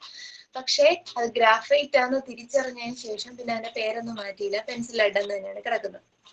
ഓക്കെ, അപ്പൊ പെൻസിൽ ലെഡ് നിർമ്മിക്കുന്നത് എന്ത് വെച്ചിട്ടാണ്? ഗ്രാഫൈറ്റ് വെച്ചിട്ടാണ്. അത് നന്നായിട്ട് എഴുതാൻ കഴിയുന്ന സാധനമാണ്. അതുകൊണ്ട് എഴുതാൻ കഴിയുന്നത് എന്ന അർത്ഥം വരുന്ന ഗ്രാഫീൻ എന്ന വാക്കിൽ നിന്നാണ് ഗ്രാഫൈറ്റ് എന്ന വേർഡ് ഉണ്ടായത്. ഇനി ഗ്രാഫൈറ്റിന്റെ ഏറ്റവും വലിയ പ്രത്യേകത എന്ന് പറഞ്ഞാല് സ്ഥിരത ഏറ്റവും കൂടിയ, ചിലപ്പോ നിങ്ങളുടെ അടുത്ത് ചോദിക്കുന്നത് താപഗതിക സ്ഥിരത എന്നൊക്കെ ആയിരിക്കും. എന്തോ ആയിക്കോട്ടെ, നിങ്ങൾ സ്ഥിരത എന്ന് കേട്ടാൽ മതി. സ്ഥിരത ഏറ്റവും കൂടിയ ക്രിസ്റ്റലൈൻ രൂപാന്തരമാണ് ഗ്രാഫൈറ്റ്.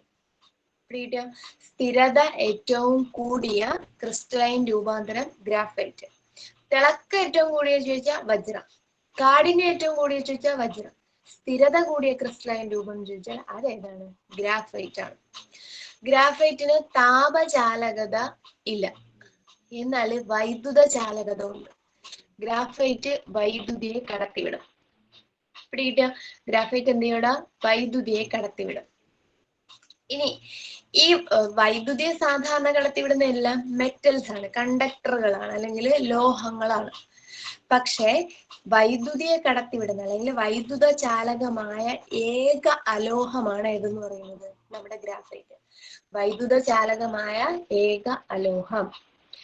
അതായത് ഗ്രാഫൈറ്റ് ലോഹങ്ങളുടെ സ്വഭാവവും കാണിക്കുന്നു, അലോഹങ്ങളുടെ സ്വഭാവവും കാണിക്കുന്നു. കാണാനും ബാക്കി സ്വഭാവത്തിലെല്ലാം അത് അലോഹമാണ്. പക്ഷേ വൈദ്യുതിയെ കടത്തിവിടുക എന്നുള്ള ലോഹങ്ങൾ ചെയ്യുന്ന ഒരു പ്രോസസ്സ് ആര് ചെയ്യുന്നുണ്ട്? ഗ്രാഫൈറ്റ് ചെയ്യുന്നുണ്ട്. അതുകൊണ്ട് നമ്മൾ പഠിക്കും ലോഹ സ്വഭാവവും അലോഹ സ്വഭാവവും കാണിക്കുന്ന ഒരു സാധനമാണ് ഇത് ഗ്രാഫൈറ്റ്. ഇനി രണ്ട് പേരുകൾ പഠിക്കണേ. ഗ്രാഫൈറ്റ് അറിയപ്പെടുന്ന രണ്ട് പേരുകളാണ് black ലെഡും പ്ലംബാഗോയും.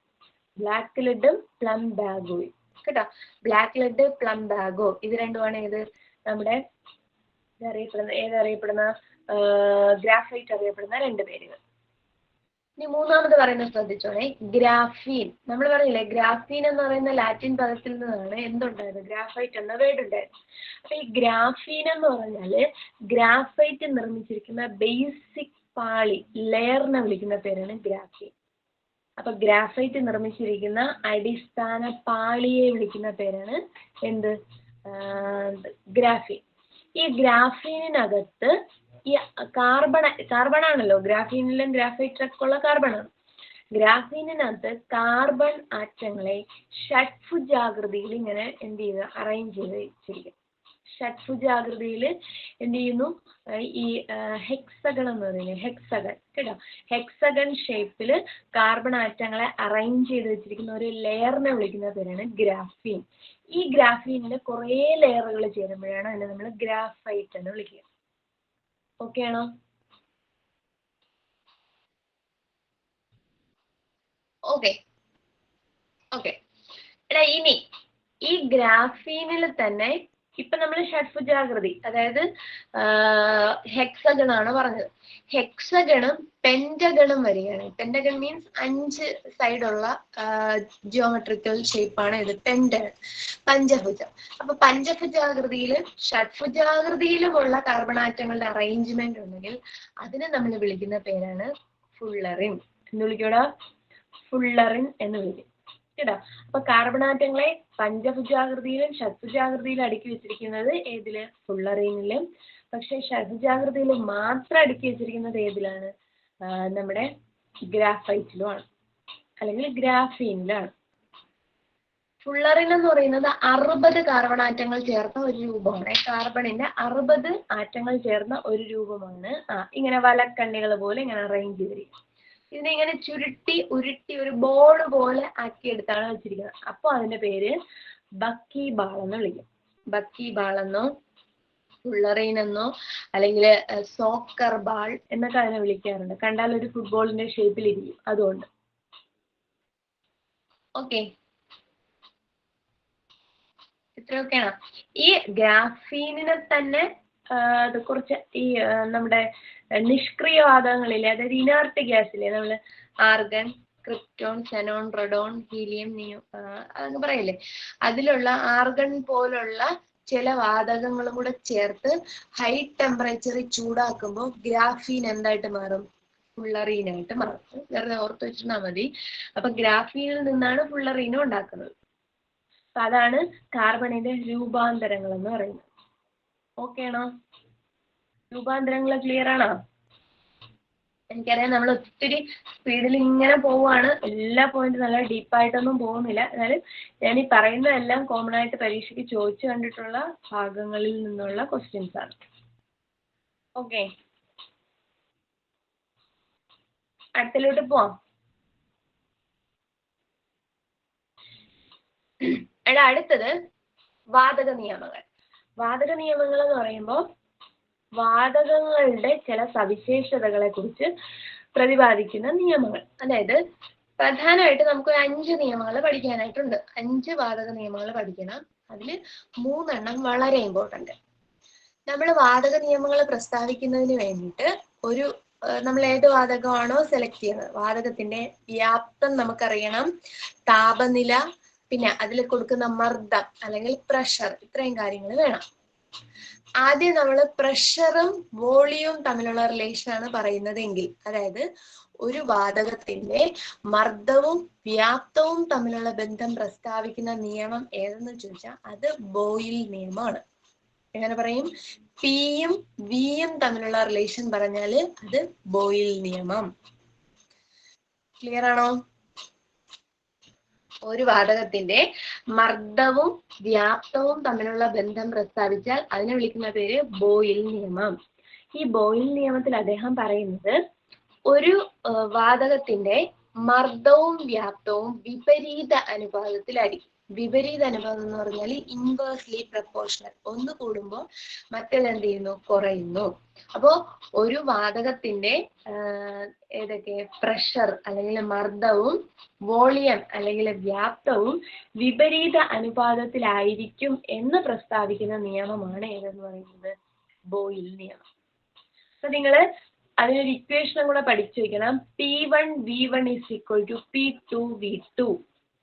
P1 into V1 equal to P2 into V2. കിട്ടി? Okay. P1 into V1 is equal to P2 into V2. പരീക്ഷയ്ക്ക് കോമൺ ചോദിക്കുന്നത് ഇതിന്റെ ആപ്ലിക്കേഷൻസ് ആണ്. നമ്മൾ ഡെയിലി ലൈഫിൽ കാണപ്പെടുന്ന ആപ്ലിക്കേഷൻസ്. അപ്പൊ ഒന്നാമത്തെ ആപ്ലിക്കേഷൻ ഞാൻ പറയാണ്, ഈ അക്വേറിയത്തിലോ അല്ലെങ്കിൽ നമ്മുടെ കുളങ്ങളോ അല്ലെങ്കിൽ ഏതെങ്കിലും ജലാശയങ്ങൾ, വാട്ടർ ബോഡീസിൽ നിന്ന് കുമിളകൾ മുകളിലേക്ക് വരാറുണ്ട്. വെള്ളത്തിനടിയിൽ നിന്നും ബബിൾസ് മുകളിലേക്ക് ഇങ്ങനെ പൊന്തി വരാറുണ്ട്. അപ്പൊ നമ്മൾ ശ്രദ്ധിച്ചാൽ മനസ്സിലാവും, അക്വേറിയം ഒക്കെ ആണെങ്കിൽ നമുക്ക് ക്ലിയർ ആയിട്ട് കാണാൻ പറ്റും. നമ്മൾ നോക്കുമ്പോൾ താഴെ നിന്ന് വരുന്ന കുമിളകൾക്ക് വലിപ്പം ഭയങ്കര കുറവായിരിക്കും, ചെറിയ കുമിളകളായിരിക്കും. ഈ കുമിളകൾ മുകളിലേക്ക് വരും തോറും അവയുടെ സൈസ് കൂടി വരുന്നതായിട്ട് കാണാം. പിടിയോ? അതായത് അക്വേറിയത്തിന്റെ ചുവട്ടിൽ അല്ലെങ്കിൽ ഏറ്റവും താഴെ കുമിളകളുടെ വലിപ്പം കുറവും മുകളിലേക്ക് വരുംതോറും വലിപ്പം കൂടുകയും ചെയ്യുന്നു. അതിന് കാരണം എന്താണെന്ന് വെച്ചാല് അക്വേറിയത്തിന്റെ ചുവട്ടിൽ ഭയങ്കര പ്രഷർ ആയിരിക്കും. ദ്രാവകം കൊടുക്കുന്ന അല്ലെങ്കിൽ ജലം പ്രയോഗിക്കുന്ന പ്രഷർ എന്ന് പറഞ്ഞാൽ ഭയങ്കര കൂടുതലായിരിക്കും. അപ്പൊ പ്രഷർ കൂടിയാൽ നമ്മൾ പഠിച്ചു വെച്ചിട്ടുണ്ട്, ബോയിൽ നിയമം അനുസരിച്ച് എന്ത് കുറയണം? വ്യാപ്തം കുറയണം. അപ്പൊ കുഞ്ഞായിട്ടിരിക്കും. വ്യാപ്തം കുറവെന്ന് പറഞ്ഞാൽ ചെറിയ കുമിളയായിട്ടിരിക്കുന്നു. മുകളിലേക്ക് വരുന്തോറും ഈ പ്രഷർ കുറയും. നമ്മൾ ഉയരങ്ങളിലേക്ക് പോയാൽ പ്രഷർ കുറയും, സാധാരണ മർദ്ദം കുറയും. അപ്പൊ ജലോപരിതലത്തിലോട്ട് വരുമ്പോഴത്തേക്ക് എന്ത് ചെയ്യും? മർദ്ദം കുറയുന്നു. മർദ്ദം കുറയുമ്പോൾ എന്ത് ചെയ്യും? ഇൻവേഴ്സ്ലി പ്രപ്പോർഷണൽ ആയതുകൊണ്ട് വ്യാപ്തം കൂടണം. അപ്പൊ കുമിളകൾ കുറച്ചിങ്ങനെ വലുതായി പിടിയിട്ടോ? അപ്പൊ അക്വേറിയത്തിന്റെ ചുവട്ടിൽ നിന്ന് വരുന്ന കുമിളകള് എന്ത് ചെയ്യുന്നു? വലുതായി വരാൻ കാരണം ബോയിൽ നിയമം. രണ്ടാമത്, ബോയിൽ നിയമത്തിന്റെ രണ്ടാമത്തെ ആപ്ലിക്കേഷൻ പഠിക്കേണ്ടത്, നമ്മൾ ഈ കാലാവസ്ഥാ ബലൂണുകൾ ഉണ്ടല്ലോ, മുകളിലേക്ക് വിക്ഷേപിക്കുക. മുകളിലേക്ക് പോകും തോറും ഈ കാലാവസ്ഥാ ബലൂണുകളുടെ വലിപ്പം കൂടി വരും. അപ്പോൾ മുകളിലേക്ക് പോകുന്തോറും കാലാവസ്ഥാ ബലൂണുകളുടെ വലിപ്പം കൂടി വരാൻ കാരണം ബോയിൽ നിയമം. അക്വേറിയത്തിന്റെ ചുവട്ടിൽ നിന്നും ഉയർന്നു വരുന്ന കുമിളകളുടെ വലിപ്പം കൂടി വരാൻ കാരണവും ബോയിൽ നിയമം. ബോയിൽ നിയമം 2 കിട്ടി. ഓക്കെയാണ്. എടാ ഇനി നമ്മൾ പഠിക്കുന്ന രണ്ടാമത്തെ നിയമം ചാൾസ് നിയമം. ആദ്യം ബോയിൽ നിയമം പറഞ്ഞപ്പോ നമ്മൾ എന്തൊക്കെ പറഞ്ഞു? മർദ്ദവും വ്യാപ്തവും പറഞ്ഞു. ആ സമയത്ത് ടെമ്പറേച്ചറിനെ അവിടെ കോൺസ്റ്റന്റ് ആക്കി വെച്ചിരിക്കുകയാണ്, ടെമ്പറേച്ചറിന് മാറ്റമില്ലാതെ വെച്ചിരിക്കുകയാണ്. ഇനി നമ്മള് ചാൾസ് നിയമത്തിലേക്ക് വരുമ്പോ ഇവിടെ നമ്മൾ പറയുന്നത് ഒരു വാതകത്തിന്റെ വ്യാപ്തവും താപനിലയും തമ്മിലുള്ള ബന്ധമാണ്. ഒരു വാതകത്തിന്റെ വ്യാപ്തവും താപനിലയും തമ്മിലുള്ള ബന്ധം. അപ്പൊ ഒരു വാതകത്തിന്റെ വ്യാപ്തവും താപനിലയും തമ്മിലുള്ള ബന്ധം പ്രസ്താവിക്കുന്ന വാതക നിയമം എന്ന് ചോദിച്ചാൽ അത് ചാൾസ് നിയമം. ചാൾസ് നിയമത്തിൽ നമ്മൾ എന്തിനെയാണ് കോൺസ്റ്റന്റ് ആക്കി വെക്കാന്ന് വെച്ചാൽ അത് പ്രഷർ, മർദ്ദത്തിനെയാണ്. ഓക്കെയാണ്. ചാൾസ് നിയമം എന്തൊക്കെ തമ്മിലുള്ള റിലേഷൻ പറയും? വ്യാപ്തവും താപനിലയും.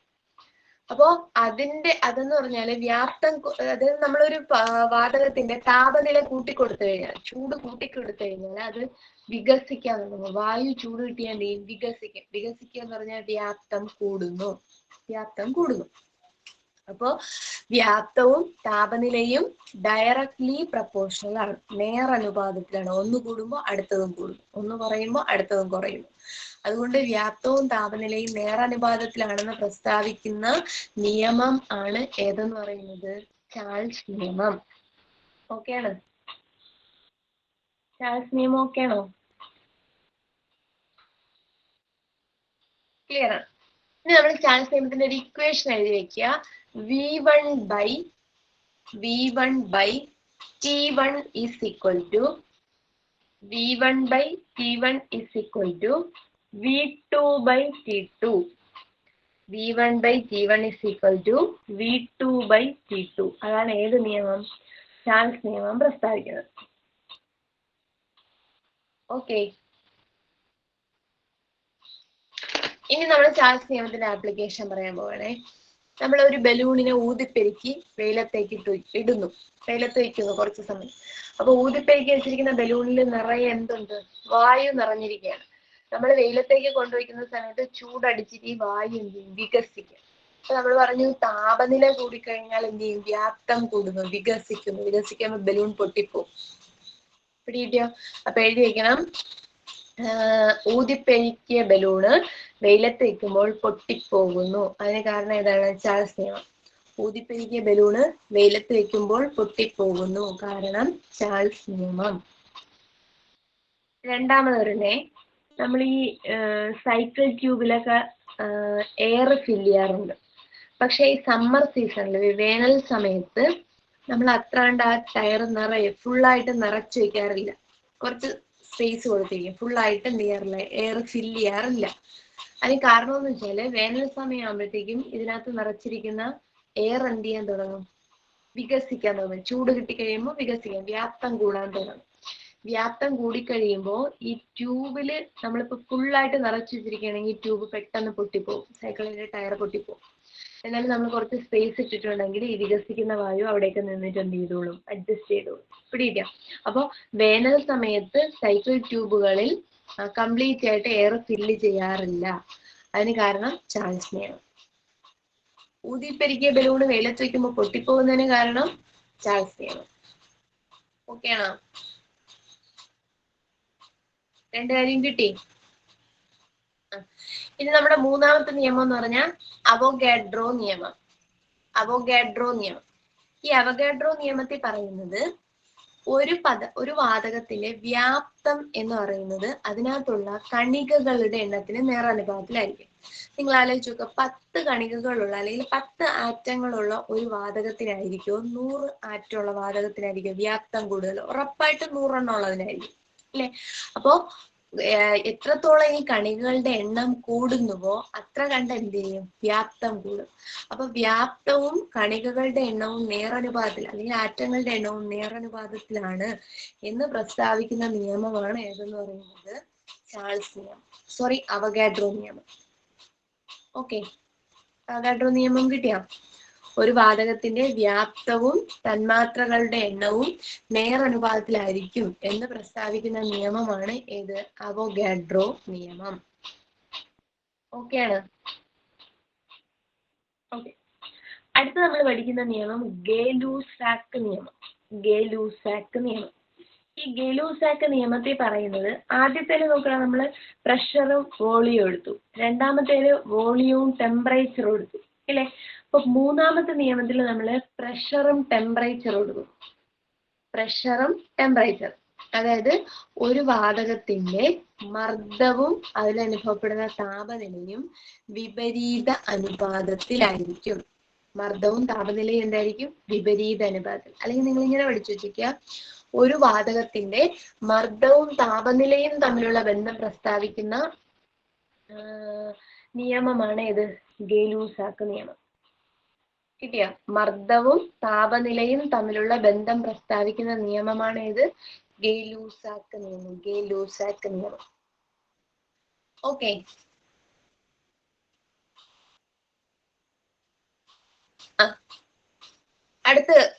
അടുത്ത നിയമമാണ് ആദർശവാതക നിയമം.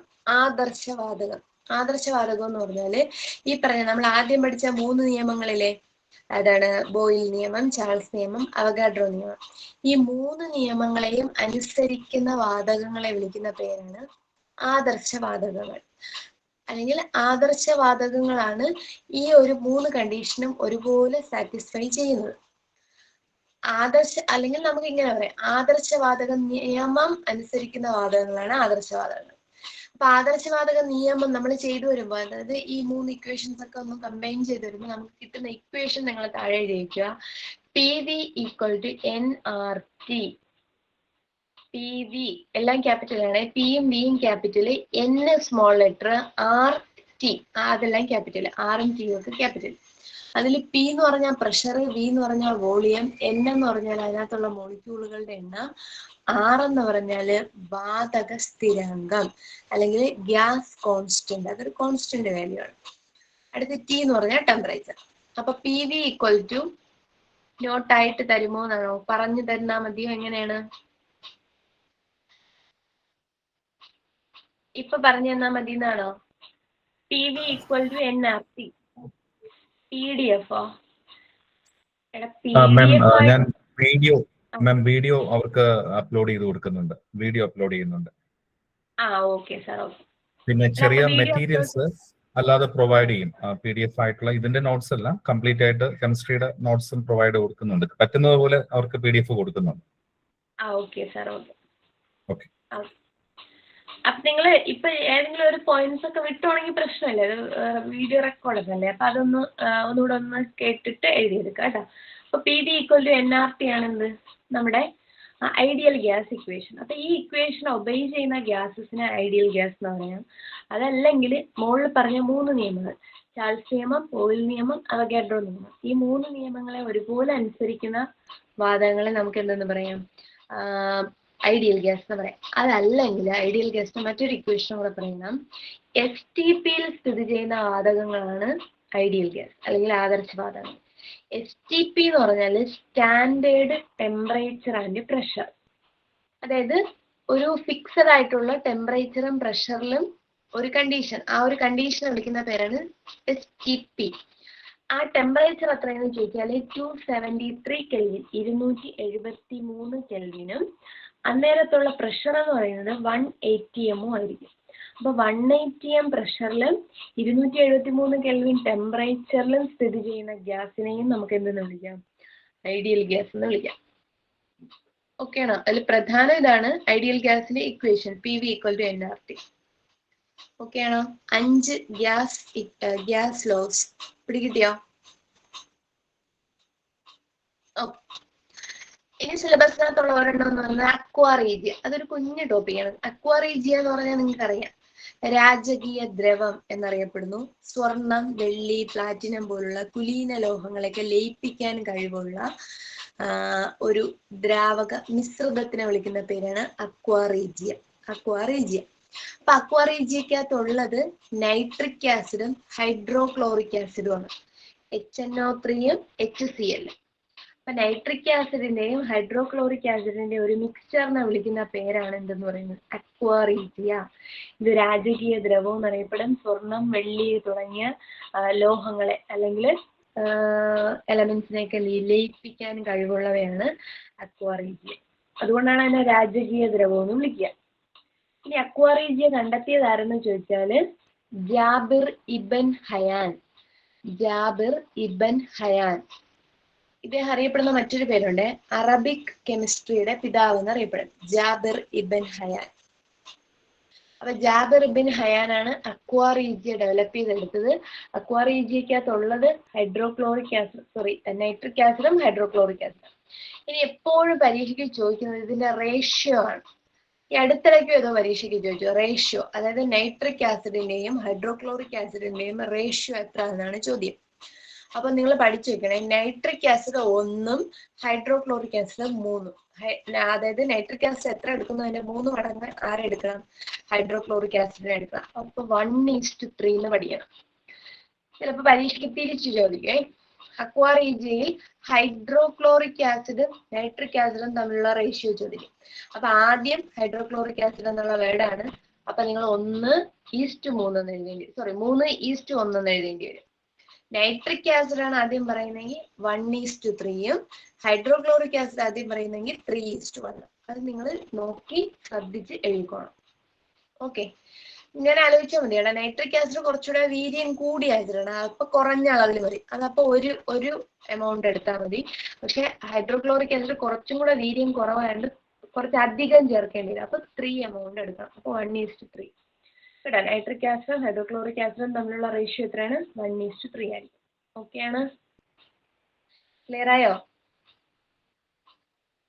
അപ്പൊ അക്വാറീജിയ കഴിഞ്ഞു. ഇനി നമുക്ക് അതിൽ പഠിക്കാനുള്ളത് മൂലകങ്ങൾ, ആവർത്തന പട്ടിക, ആ കാര്യമാണ്.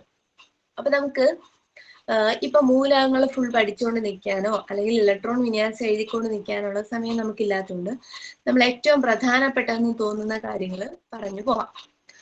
ആദ്യം പീരിയോഡിക് ടേബിളിന്റെ ഒരു ഹിസ്റ്ററിയാണ്. അതായത് പീരിയോഡിക് ടേബിളിന് കോൺട്രിബ്യൂഷൻസ് കൊടുത്ത കുറച്ച് ആൾക്കാരുണ്ട്, അവരുടെ ഏറ്റവും പ്രധാനപ്പെട്ട കോൺട്രിബ്യൂഷൻ മാത്രം ഒന്ന് പഠിക്കാം. ഒന്നാമത്തെ ആളുടെ പേര് ലാവോസിയെ. അപ്പൊ ലാവോസിയെ എന്ത് ചെയ്തു എന്ന് വെച്ചാല് ആദ്യമായിട്ട് മൂലകങ്ങളെ വർഗീകരിച്ച വ്യക്തിയാണ് ലാവോസിയെ. പീരിയോഡിക് ടേബിൾ ഉണ്ടാക്കി എന്നല്ല പറഞ്ഞത്, മൂലകങ്ങളെ വർഗീകരിച്ചത്, ക്ലാസിഫൈ ചെയ്ത ആളാണ് ആര്, ലാവോസിയെ.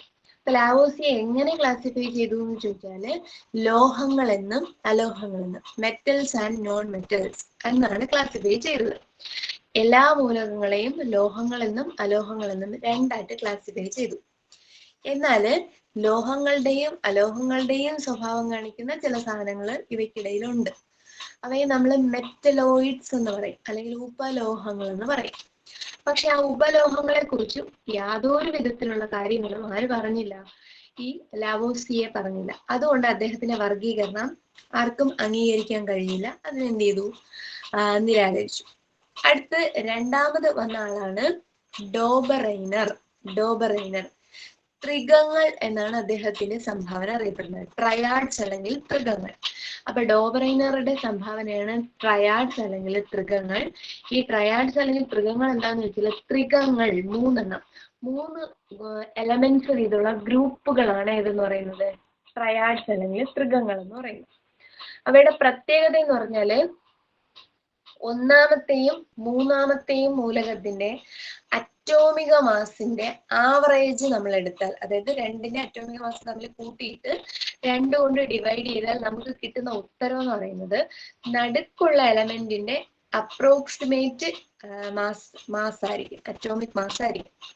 പിടിയിട്ടോ, ഒന്നാമത്തെയും മൂന്നാമത്തെയും അറ്റോമിക് മാസിന്റെ ആവറേജ് എടുത്താൽ രണ്ടാമത്തെ കിട്ടും, അത്രേ ഉള്ളൂ. പക്ഷെ ഇത് കുറെ വലിയ നമ്പർ അല്ലെങ്കിൽ വലിയ അറ്റോമിക് നമ്പറിലോട്ടൊക്കെ പോയപ്പോ ഈ ഒരു പ്രോപ്പർട്ടി അംഗീകരിക്കാതെ, അതായത് ആവർത്തിച്ച് കാണുന്നില്ല, അതായത് എല്ലാ എലമെന്റ്സും സാറ്റിസ്ഫൈ ചെയ്യുന്നില്ല. അതുകൊണ്ട് ഈ ഒരു അദ്ദേഹത്തിന് ഈ ഒരു സംഭാവന ആരും അംഗീകരിച്ചില്ല, എല്ലാവരും തള്ളിക്കളഞ്ഞു. അപ്പോ ആദ്യമായിട്ട് മൂലകങ്ങളെ വർഗീകരിച്ച ലാവോസിയെ എന്തെന്ന്, ലോഹങ്ങളെന്നും അലോഹങ്ങളെന്നും, മെറ്റൽസ് എന്നും നോൺ മെറ്റൽസ് എന്നും. എന്നാൽ രണ്ടാമത് വന്ന ആള് ഡോബറൈനർ എന്ത് ചെയ്തു, ത്രികങ്ങൾ അല്ലെങ്കിൽ ട്രയാഡ്സ് ആവിഷ്കരിച്ചു. മൂന്നാമത്തെ ആളിന്റെ പേര് പഠിക്കണം, ചാൻ കൊർട്ടോയി. ചാൻകൊർട്ടോയിയുടെ ആശയത്തിന്റെ പേരാണ് ടെലൂറിക് ഹെലിക്സ്. Telluric helix. അപ്പൊ ചാൻകൊർട്ടോയിയുടെ ആശയത്തിന്റെ പേര് ടെലൂറിക് ഹെലിക്സ്. ഈ ടെലൂറിക് ഹെലിക്സ് എന്താണെന്നൊന്നും വേണ്ട, അദ്ദേഹം ഇങ്ങനെ മൂലകളിലേക്ക് അറേഞ്ച് ചെയ്തൊക്കെ വെച്ചപ്പോൾ ഹെലിക്കൽ ഷേപ്പിലൊക്കെ അറേഞ്ച് ചെയ്ത് വെച്ചപ്പോൾ അത് ടെലൂറി എന്ന് പറയുന്ന മൂലക ഏറ്റവും മിഡിൽ പോർഷനിൽ വന്നു. അതൊക്കെയാണ്. അപ്പൊ അത് വിട്ടേക്കുക. ടെലൂറിക് ഹെലിക്സ് എന്ന ആശയം ആവിഷ്കരിച്ച ആരാണ്? നമ്മുടെ ചാൻകൊർട്ടോയി. അതിനുശേഷം പഠിക്കേണ്ട പേരാണ് ന്യൂലാൻഡ്സ്. ന്യൂലാൻഡ്സ് ആണ് അഷ്ടക നിയമം ആവിഷ്കരിക്കുന്നത്. അഷ്ടക നിയമം എന്ന് പറഞ്ഞാൽ അഷ്ടകം എന്ന് പറഞ്ഞാൽ 8 ഉള്ളത്. അപ്പോ 8ാമത്തെ എലമെന്റ് 1ാമത്തെ എലമെന്റിന്റെ അതേ സ്വഭാവം കാണിക്കുന്നു. വീണ്ടും 7 മൂലകം കഴിഞ്ഞു, വീണ്ടും 8ാമത്തെ മൂലകം അടുത്തതിന്റെ സ്വഭാവം കാണിക്കുന്നു. അങ്ങനെ 8 മൂലകങ്ങൾക്കിടയിൽ ഇങ്ങനെ സ്വഭാവം ആവർത്തിച്ച് കാണിക്കുന്നതിനെ അദ്ദേഹം അഷ്ടക നിയമം എന്ന് വിളിച്ചു. അപ്പൊ അഷ്ടക നിയമം ആവിഷ്കരിച്ച ആരെന്ന് ചോദിച്ചാൽ അത് ന്യൂലാൻഡ് ആണ്. സംഗീതവുമായി ബന്ധപ്പെട്ട വർഗീകരണം എന്ന് ചോദിച്ചാൽ ന്യൂലാൻഡിന്റെ ഈ അഷ്ടക നിയമമാണ്. പിടികിട്ടി കാണുമെന്ന് വിചാരിക്കുന്നു. അടുത്ത ആളിന്റെ പേര് ലോഥർ മേയർ. ലോഥർ മേയർ എന്ന് പറഞ്ഞാല് അദ്ദേഹത്തിന്റെ സംഭാവന അറ്റോമിക് വോളിയം കർവ്, അറ്റോമിക വ്യാപ്ത കർവ് ആവിഷ്കരിച്ചത് ആരാണ്? ലോഥർ മേയർ ആണ്. അപ്പൊ ഈ അറ്റോമിക വ്യാപ്ത കർവ് എന്ന് പറഞ്ഞാൽ കുറെ മൂലകങ്ങളുടെ അറ്റോമിക മാസം, തിളനിലയും പിന്നെ മെൽറ്റിംഗ് പോയിന്റ്, അങ്ങനെ കുറെ കാര്യങ്ങളൊക്കെ എടുത്തിട്ട് വരച്ച ഗ്രാഫുകളാണ്. ഗ്രാഫ് വെച്ചിട്ട് ക്ലാസിഫൈ ചെയ്തതാണ് ഏതെന്ന് പറയുന്നത് അറ്റോമിക വ്യാപ്ത കർവ്, ലോഥർ മേയർ. അടുത്ത ഏറ്റവും ഇമ്പോർട്ടന്റ് ആയിട്ട് നമ്മൾ പഠിക്കേണ്ട ആളുടെ പേര് മെൻഡലീവ്. മെൻഡലീവ് ആണ് ആദ്യമായിട്ട് ടേബിൾ രൂപത്തിൽ മൂലകങ്ങളെ അറേഞ്ച് ചെയ്ത. ടേബിൾ രൂപം എന്ന് പറഞ്ഞാൽ നമ്മളിപ്പോ കാണുന്ന, നമ്മൾ പറയാറില്ലേ പീരീഡ് ഗ്രൂപ്പ് ഒക്കെ ഉണ്ടെന്ന് പറയാറില്ലേ, അപ്പൊ ഗ്രൂപ്പും പീരീഡും ചേർന്ന് വരുന്ന ആ ഒരു ടേബിൾ രൂപത്തില് ഇതിനെ വർഗീകരിച്ച ആളാണ് ആര്? മെൻഡലീവ്. മെൻഡലീവ് ആണ് ആദ്യമായി മൂലകങ്ങളെ ഒരു ടേബിൾ രൂപത്തിൽ വർഗീകരിച്ചത്. അദ്ദേഹം മൂലകങ്ങളെ അവയുടെ അറ്റോമിക മാസിന്റെ ആരോഹണ ക്രമത്തിൽ വർഗീകരിച്ചു. അറ്റോമിക മാസ് കൂടി വരുന്ന ക്രമത്തിൽ മൂലകങ്ങളെ അറേഞ്ച് ചെയ്ത് വെച്ചു. അതുകൊണ്ട് അദ്ദേഹം പീരിയോഡിക് ടേബിളിന്റെ പിതാവ് എന്നറിയപ്പെടും. അപ്പൊ പീരിയോഡിക് ടേബിളിന്റെ പിതാവ് ആരെന്ന് ചോദിച്ചാൽ അതാരാണ്? നമ്മുടെ മെൻഡലീവ് ആണ്. മെൻഡലീവ് 1869 അദ്ദേഹത്തിന്റെ ഈ ഒരു പീരിയോഡിക് ടേബിൾ ആവിഷ്കരിക്കുന്നത്, അല്ലെങ്കിൽ ആ ടേബിൾ രൂപത്തിലുള്ള ഒരു ക്ലാസിഫിക്കേഷൻ കൊണ്ടുവരുന്നത്. ഈ 1869 ഒരു 150 കൂട്ടിക്കഴിഞ്ഞാൽ നമുക്ക് 2019 കിട്ടും. അതായത് 2019 അന്താരാഷ്ട്ര പീരിയോഡിക് ടേബിൾ വർഷം. അന്താരാഷ്ട്ര പീരിയോഡിക് ടേബിൾ വർഷം എന്ന് ചോദിച്ചാൽ 2019. അത് 1869 ഈ പീരിയോഡിക് ടേബിൾ ആവിഷ്കരിച്ചതിന്റെ 150ാം വാർഷികം. ഇനി ഈ പീരിയോഡിക് ടേബിൾ അദ്ദേഹം ചെയ്തപ്പോൾ അദ്ദേഹത്തിന് മനസ്സിലായത് ചില സ്വഭാവങ്ങൾ, മൂലകങ്ങളുടെ ചില സ്വഭാവങ്ങൾ ഇങ്ങനെ ആവർത്തിച്ച് വരുന്നു. ഒരു ഫിക്സഡ് നമ്പർ ഓഫ് എലമെന്റ്സ് കഴിയുമ്പോൾ വീണ്ടും 1ാമത്തെ മൂലകത്തിന്റെ സ്വഭാവം ഇങ്ങനെ ആവർത്തിക്കുന്നു, അങ്ങനെ കണ്ടു. അതിന് അദ്ദേഹം ക്രമാവർത്തന നിയമം എന്ന് വിളിച്ചു.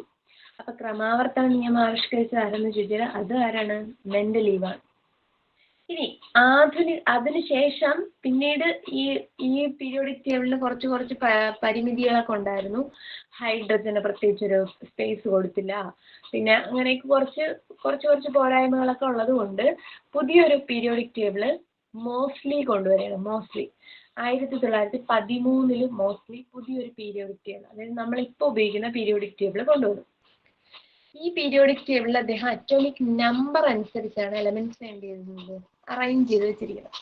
അപ്പൊ അറ്റോമിക് മാസിന്റെ അടിസ്ഥാനത്തിൽ ചോദിച്ചാൽ മെൻഡലീവ്, അറ്റോമിക് നമ്പറിന്റെ അടിസ്ഥാനത്തിൽ ചോദിച്ചാൽ ആരാണ്? നമ്മുടെ മോസ്ലിയാണ്, 1913. അപ്പൊ മോസ്ലി ഇന്നത്തെ പീരിയോഡിക് ടേബിൾ കണ്ടുപിടിച്ചത് കൊണ്ട് അദ്ദേഹത്തിനെ ആധുനിക ആവർത്തന പട്ടികയുടെ പിതാവ് എന്നറിയപ്പെടും. Father of modern periodic table. അപ്പൊ പീരിയോഡിക് ടേബിളിന്റെ പിതാവെന്ന് മാത്രം ചോദിച്ചാൽ മെൻഡലീവ്, ആധുനിക പീരിയോഡിക് ടേബിൾ എന്ന് എടുത്ത് ചോദിച്ചാൽ അതാരാണ്? Henry Moseley. ഹെൻറി മോസ്ലിയും ഇത് ഈ പറഞ്ഞ ഒരു ആവർത്തന സ്വഭാവം കണ്ടു, അദ്ദേഹത്തിന്റെ പീരിയോഡിക് ടേബിളിൽ ഉണ്ടായിരുന്നു. അതിനെ അദ്ദേഹം ആധുനിക ക്രമാവർത്തന നിയമം എന്ന് വിളിച്ചു. അപ്പൊ ആധുനിക ക്രമാവർത്തന നിയമം ആവിഷ്കരിച്ചത് ആരെന്ന് ചോദിച്ചാൽ മോസ്ലി. ക്രമാവർത്തന അല്ലടാ, അറ്റോമിക് നമ്പറിന്റെ അടിസ്ഥാനത്തിലാണ് മോസ്റ്റ്ലി മൂലകങ്ങളെ വർഗീകരിച്ചത്. അറ്റോമിക മാസ് അനുസരിച്ച് മെന്റലീവ് ആണ്. നമ്മളിപ്പോ ഉപയോഗിക്കുന്ന പീരിയോഡിക് ടേബിൾ അറ്റോമിക് നമ്പർ അല്ലേ, 1 ഹൈഡ്രജൻ 2 ഹീലിയം 3 ലിഥിയം അങ്ങനെയല്ലേ പോകുന്നത്. ആ പീരിയോഡിക് ടേബിൾ കൊണ്ടുവന്ന ആളാണ് ഹെൻറി മോസ്ലി.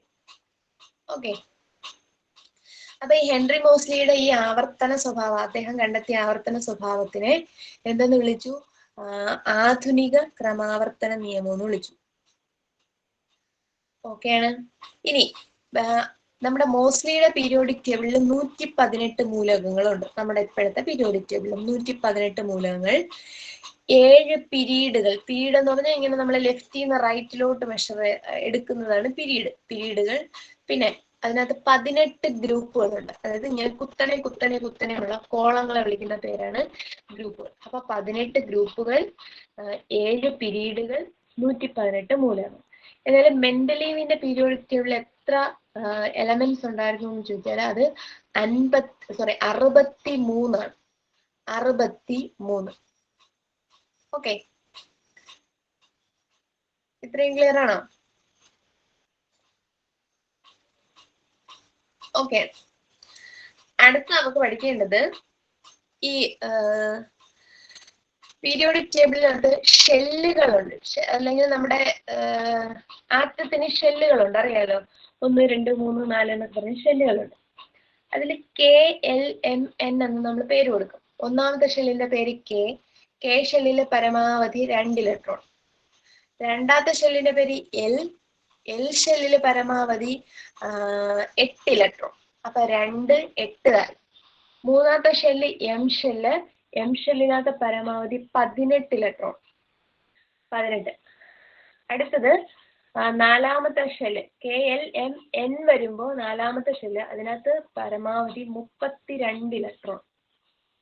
പിടികിട്ടി? അപ്പൊ ഷെല്ലുകൾ പ്രധാനമായിട്ട് നമ്മൾ 4 പറയുന്നത്. ഒന്നാമത്തെ ഷെല്ലിൽ 2 ഇലക്ട്രോൺ, രണ്ടാമത്തെ ഷെല്ലിൽ 8 ഇലക്ട്രോൺ, മൂന്നാമത്തേൽ 18, നാലാമത്തതിൽ 32 ഇലക്ട്രോൺ. ഇങ്ങനെയാണ് ഇലക്ട്രോൺ വിന്യാസം പോകുന്നത്. ഓക്കെ, ഇനി നമ്മുടെ ഈ ഓരോ ഷെല്ലിനകത്തും സബ് ഷെല്ലുകളുണ്ട്. SPDF അങ്ങനെ സബ് ഷെല്ലുകളുണ്ട്. ഒന്നാമത്തെ ഷെല്ലിൽ എസ് സബ് ഷെല്ല് മാത്രമേ ഉള്ളൂ. രണ്ടാമത്തെ ഷെല്ലിൽ എസും പിയും ഉണ്ട്. മൂന്നാമത്തെ ഷെല്ലിൽ എസും പിയും ഡിയും ഉണ്ട്. നാലാമത്തതിൽ SPDF.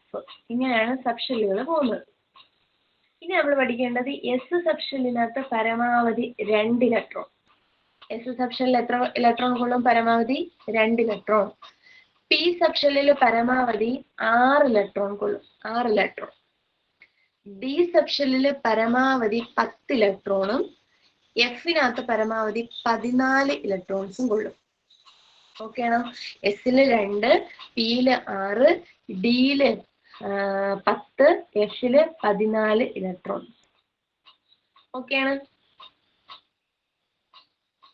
ഇനി ഈ ഷെല്ലുകളില് അല്ലെങ്കിൽ സബ് ഷെല്ലുകളിലൊക്കെ ഇലക്ട്രോണുകൾ ഫില്ല് ചെയ്യുന്നത് ഊർജം കൂടി വരുന്ന ക്രമത്തിലാണ്. അതായത് ഏറ്റവും ആദ്യം നിറയുന്നതിന് ഏറ്റവും ഊർജം കുറവായിരിക്കും, പിന്നെ നിറയുന്നതിന് ഊർജം ഇച്ചിരി കൂടുതലായിരിക്കും, അടുത്തത് ഇച്ചിരി കൂടെ കൂടുതൽ, അങ്ങനെ കൂടിയാണ് പോകുന്നത്.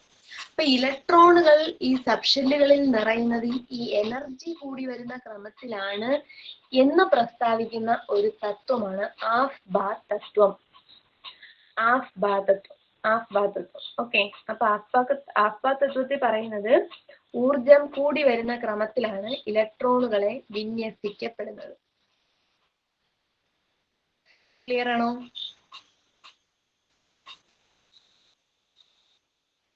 അപ്പൊ അടുത്ത് നിങ്ങൾ താഴേക്ക് എഴുതി വെക്കണം. ആഫ്ബാ തത്വത്തിന്റെ ഒരു ഓർഡറും കൂടെ എഴുതി വെച്ചിരിക്കണം.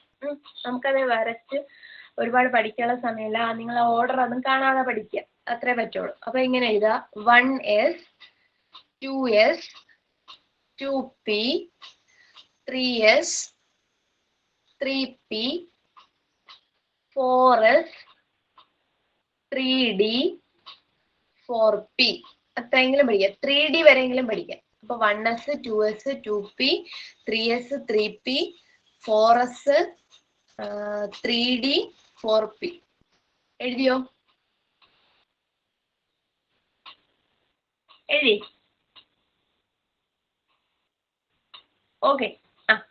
ഇനി ഇതിനകത്ത് ഓരോന്നിലും എന്ത് ചെയ്യും, ഇലക്ട്രോണുകൾ ഫില്ല് ചെയ്യുമ്പോഴാണ് നമ്മൾ ഇലക്ട്രോൺ വിന്യാസമൊക്കെ എഴുതുന്നത്. അത് വെച്ചിട്ടാണ് നമ്മൾ ഷെല്ലുകളുടെ എണ്ണം, ഇലക്ട്രോണിന്റെ അല്ലെങ്കിൽ ടോട്ടൽ അതിനകത്ത് എത്ര ഇലക്ട്രോൺ ഉണ്ട്, അറ്റോമിക് നമ്പർ എന്താണ്, ബ്ലോക്ക് ഏതാണ്, പിരീഡ് ഏതാണ് എന്നൊക്കെ പഠിക്കുന്നത്. അപ്പൊ ഞാൻ പറയുന്ന സ്റ്റേറ്റ്മെന്റ് ഒന്നുകിൽ ഇപ്പൊ എഴുതി വെക്കുക, അല്ലെങ്കിൽ ഈ വീഡിയോ ഒന്നുകൂടെ കേട്ടിട്ട് ഒന്ന് എഴുതിയെടുത്താലും മതി. നമ്മളൊരു ഇലക്ട്രോൺ വിന്യാസം എഴുതി നിർത്തുന്നത് ഏത് സബ്ഷെല്ലിലാണോ, ഇപ്പൊ ഞാൻ എസ് എന്ന് പറയുന്നിടത്താണ് എഴുതി നിർത്തുന്നത്, 1s2 2s2 2p6 3s2, അപ്പൊ എസിലാണ് എഴുതി നിർത്തിയത്. അല്ലെങ്കിൽ വേറൊരു ഇലക്ട്രോൺ വിന്യാസം ഞാൻ പിയിലാണ് എഴുതി നിർത്തിയത്, മറ്റൊന്ന് ഡിയിലാണ് എഴുതി നിർത്തുക. അപ്പൊ എവിടെയാണോ നിർത്തുന്നത്, ഏറ്റവും അവസാനം ഏത് സെക്ഷനിലാണോ അതായിരിക്കും ആ എലമെന്റ് ഉൾപ്പെടുന്ന ബ്ലോക്ക്. എസിൽ നിർത്തുവാണെങ്കിൽ എസ് ബ്ലോക്ക്, പിയിൽ നിർത്തുവാണെങ്കിൽ പി ബ്ലോക്ക്, ഡിയിൽ നിർത്തുവാണെങ്കിൽ ഡി ബ്ലോക്ക്. കിട്ടി? അപ്പൊ ബ്ലോക്ക് കണ്ടുപിടിക്കാൻ പറഞ്ഞാൽ നിങ്ങൾ ചെയ്യേണ്ട എന്താണ്, സബ്ഷെൽ ഇലക്ട്രോൺ വിന്യാസം എവിടെ എഴുതി നിർത്തി എന്ന് നോക്കുക. നിങ്ങൾക്ക് ഇപ്പൊ ചിലപ്പോ ഒരു ഇലക്ട്രോൺ വിന്യാസം ക്വസ്റ്റ്യനെ തന്നിട്ടായിരിക്കും ഇത് ഉൾപ്പെടുന്ന ബ്ലോക്ക് ഏത്, അല്ലെങ്കിൽ ഇത് ഉൾപ്പെടുന്ന പിരീഡ് ഏത്, അങ്ങനെയുള്ള ചോദ്യങ്ങൾ വരിക. അപ്പൊ എവിടെ എഴുതി നിർത്തിയിരിക്കുന്നു അതായിരിക്കും ബ്ലോക്ക്.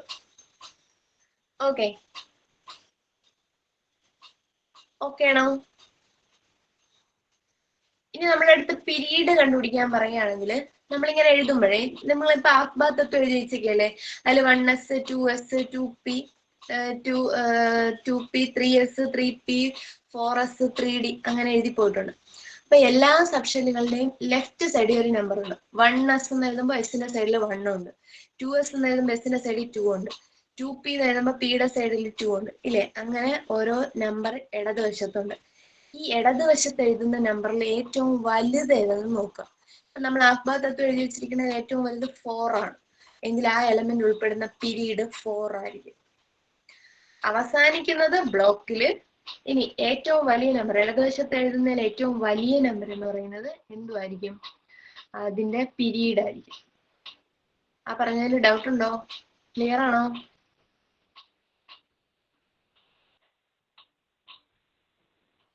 ഓക്കെ ആണോ? ഓക്കെ. ഇനി അടുത്തൊരെണ്ണം പഠിക്കണേ. ഇപ്പൊ നമ്മള് എസിലാണ് എഴുതി നിർത്തിയെന്ന് വിചാരിക്കാം. എസിൽ എഴുതുമ്പോൾ എസിൽ ഒരു ഇലക്ട്രോൺ S1 എന്നാണ് എഴുതി നിർത്തിയെങ്കിൽ ഒന്നാമത്തെ ഗ്രൂപ്പ് ആയിരിക്കും. അതായത് എസിൽ എത്ര ഇലക്ട്രോൺ ഉണ്ട് അതായിരിക്കും മൂലകം ഉൾപ്പെട്ട ഗ്രൂപ്പ്. എസിലാണ് അവസാനിക്കുന്നതെങ്കിൽ കേട്ടോ, നമ്മളിപ്പോ എഴുതുമ്പോൾ എസിൽ അവസാനിക്കാം, പിയിൽ അവസാനിക്കാം, ഡിയിൽ അവസാനിക്കാം, ഏതിൽ വേണമെങ്കിലും അവസാനിക്കാം. എസിലാണ് അവസാനിക്കുന്നതെങ്കിൽ എസിൽ എത്ര ഇലക്ട്രോൺ ഉണ്ടോ അതായിരിക്കും ഗ്രൂപ്പ്. എസിൽ ഒരു ഇലക്ട്രോണേ ഉള്ളെങ്കിൽ ഒന്നാം ഗ്രൂപ്പ്, എസിൽ 2 ഇലക്ട്രോൺ ഉണ്ടെങ്കിൽ രണ്ടാം ഗ്രൂപ്പ്. എസിൽ പരമാവധി 2 ഇലക്ട്രോൺ വരെ വരും. നമ്മൾ പഠിച്ചു വെച്ചിട്ടുണ്ട് എസിനകത്ത് 2 ഇലക്ട്രോണേ മാക്സിമം കൊള്ളൂ. അപ്പൊ എസിൽ ഒന്നുകിൽ 1 വരിക അല്ലെങ്കിൽ 2 വരിക. 1 വരുന്നെങ്കിൽ ഒന്നാമത്തെ ഗ്രൂപ്പ്, 2 വരുന്നെങ്കിൽ രണ്ടാമത്തെ ഗ്രൂപ്പ്. ഇനി നിങ്ങൾ എഴുതുന്ന ഇലക്ട്രോൺ വിന്യാസം പിയിലാണ് അവസാനിക്കുന്നത് വരിക. പിയിലാണ് അവസാനിക്കുന്നെങ്കിൽ പിയിൽ എത്ര ഇലക്ട്രോൺ ഉണ്ടെന്ന് നോക്കുക. അതിന്റെ കൂടെ നിങ്ങൾ ഒരു 12 ആഡ് ചെയ്താൽ നിങ്ങൾക്ക് പി അത് ഉൾപ്പെട്ട ഗ്രൂപ്പ് കിട്ടും. പി ബ്ലോക്കിൽ ഏത് ഗ്രൂപ്പ് എന്ന് കിട്ടും. അപ്പൊ നിങ്ങൾ എഴുതി നിർത്തിയപ്പോ 3p3 എന്ന് എഴുതി നിർത്തിയെന്ന് വിചാരിക്കുക. അപ്പൊ പിയിൽ ഇപ്പൊ 3 ഇലക്ട്രോൺ ഉണ്ട്. 3p3 അല്ലേ, 3ൽ 3 ഇലക്ട്രോൺ ഉണ്ട്. അപ്പൊ ആ 3ന്റെ കൂടെ 12 കൂട്ടും. അപ്പൊ 3 + 12 15, 15th ഗ്രൂപ്പ് എലമെന്റ് ആയിരിക്കും അത്. ഓക്കെ ആണോ? പിയിലാണ് അവസാനിക്കുന്നെങ്കിൽ p + 12 ചെയ്യുക. ഓക്കെ. അടുത്തത് ഡിയില് നിങ്ങൾ എഴുതുന്നത് ഡിയിലാണ് അവസാനിക്കുന്നത് വിചാരിക്കുക. D4 ഏറ്റവും അവസാനം 3d4 എന്നാണ് വന്നതെങ്കിൽ ഡിയിലുള്ള ഇലക്ട്രോണിന്റെ കൂടെ 2 ആഡ് ചെയ്യുക. D+2 ചെയ്താൽ ഗ്രൂപ്പ് കിട്ടും. അപ്പൊ ഇവിടെ D4 എന്ന് വന്നു കഴിഞ്ഞാൽ 3d4 എന്ന് വന്നു കഴിഞ്ഞാൽ ഡിയിൽ 4 ഇലക്ട്രോൺ ഉണ്ട്. അതിന്റെ കൂടെ നിങ്ങൾ 2 കൂടെ കൂട്ടുമ്പോൾ 6 ആയിരിക്കും മൂലകം ഉൾപ്പെട്ട ഗ്രൂപ്പ് എന്ന് പറയുന്നത്. കിട്ടിയോ? അപ്പോൾ ഷെല്ല് കണ്ടുപിടിക്കാൻ, പീരീഡ് കണ്ടുപിടിക്കാൻ, ഗ്രൂപ്പ് കണ്ടുപിടിക്കാൻ, ബ്ലോക്ക് കണ്ടുപിടിക്കാനും പഠിച്ചില്ലേ? ഇതൊക്കെയാണ് പീരിയോഡിക് ടേബിളിന്റെ ഭാഗത്തു നിന്ന് വന്നത്. ഒത്തിരി സ്പീഡിലാണ് പറഞ്ഞതെന്നറിയാം, എന്നാൽ ഈ ലാസ്റ്റ് പറഞ്ഞതാണ് ഏറ്റവും ഇമ്പോർട്ടന്റ്. അത് നിങ്ങൾ ഒന്നും കൂടെയൊക്കെ ഒന്ന് കേൾക്കുക. എന്നിട്ട് ഡൗട്ട് ഉണ്ടെങ്കിൽ നമ്മൾ ഇനി എന്തായാലും ഒരു ക്ലാസ് കൂടെ കാണുമല്ലോ, അപ്പോൾ ചോദിക്കാം. ഡൗട്ട് എന്തെങ്കിലും ഉണ്ടെങ്കിൽ ചോദിക്കാം. അപ്പൊ തൽക്കാലം നമുക്ക് ഇവിടെ വെച്ചൊന്ന് വൈൻഡ് അപ്പ് ചെയ്യാം, എന്നിട്ട് ബാക്കി അടുത്ത ക്ലാസ് നോക്കാം. Okay okay, thank U, good night.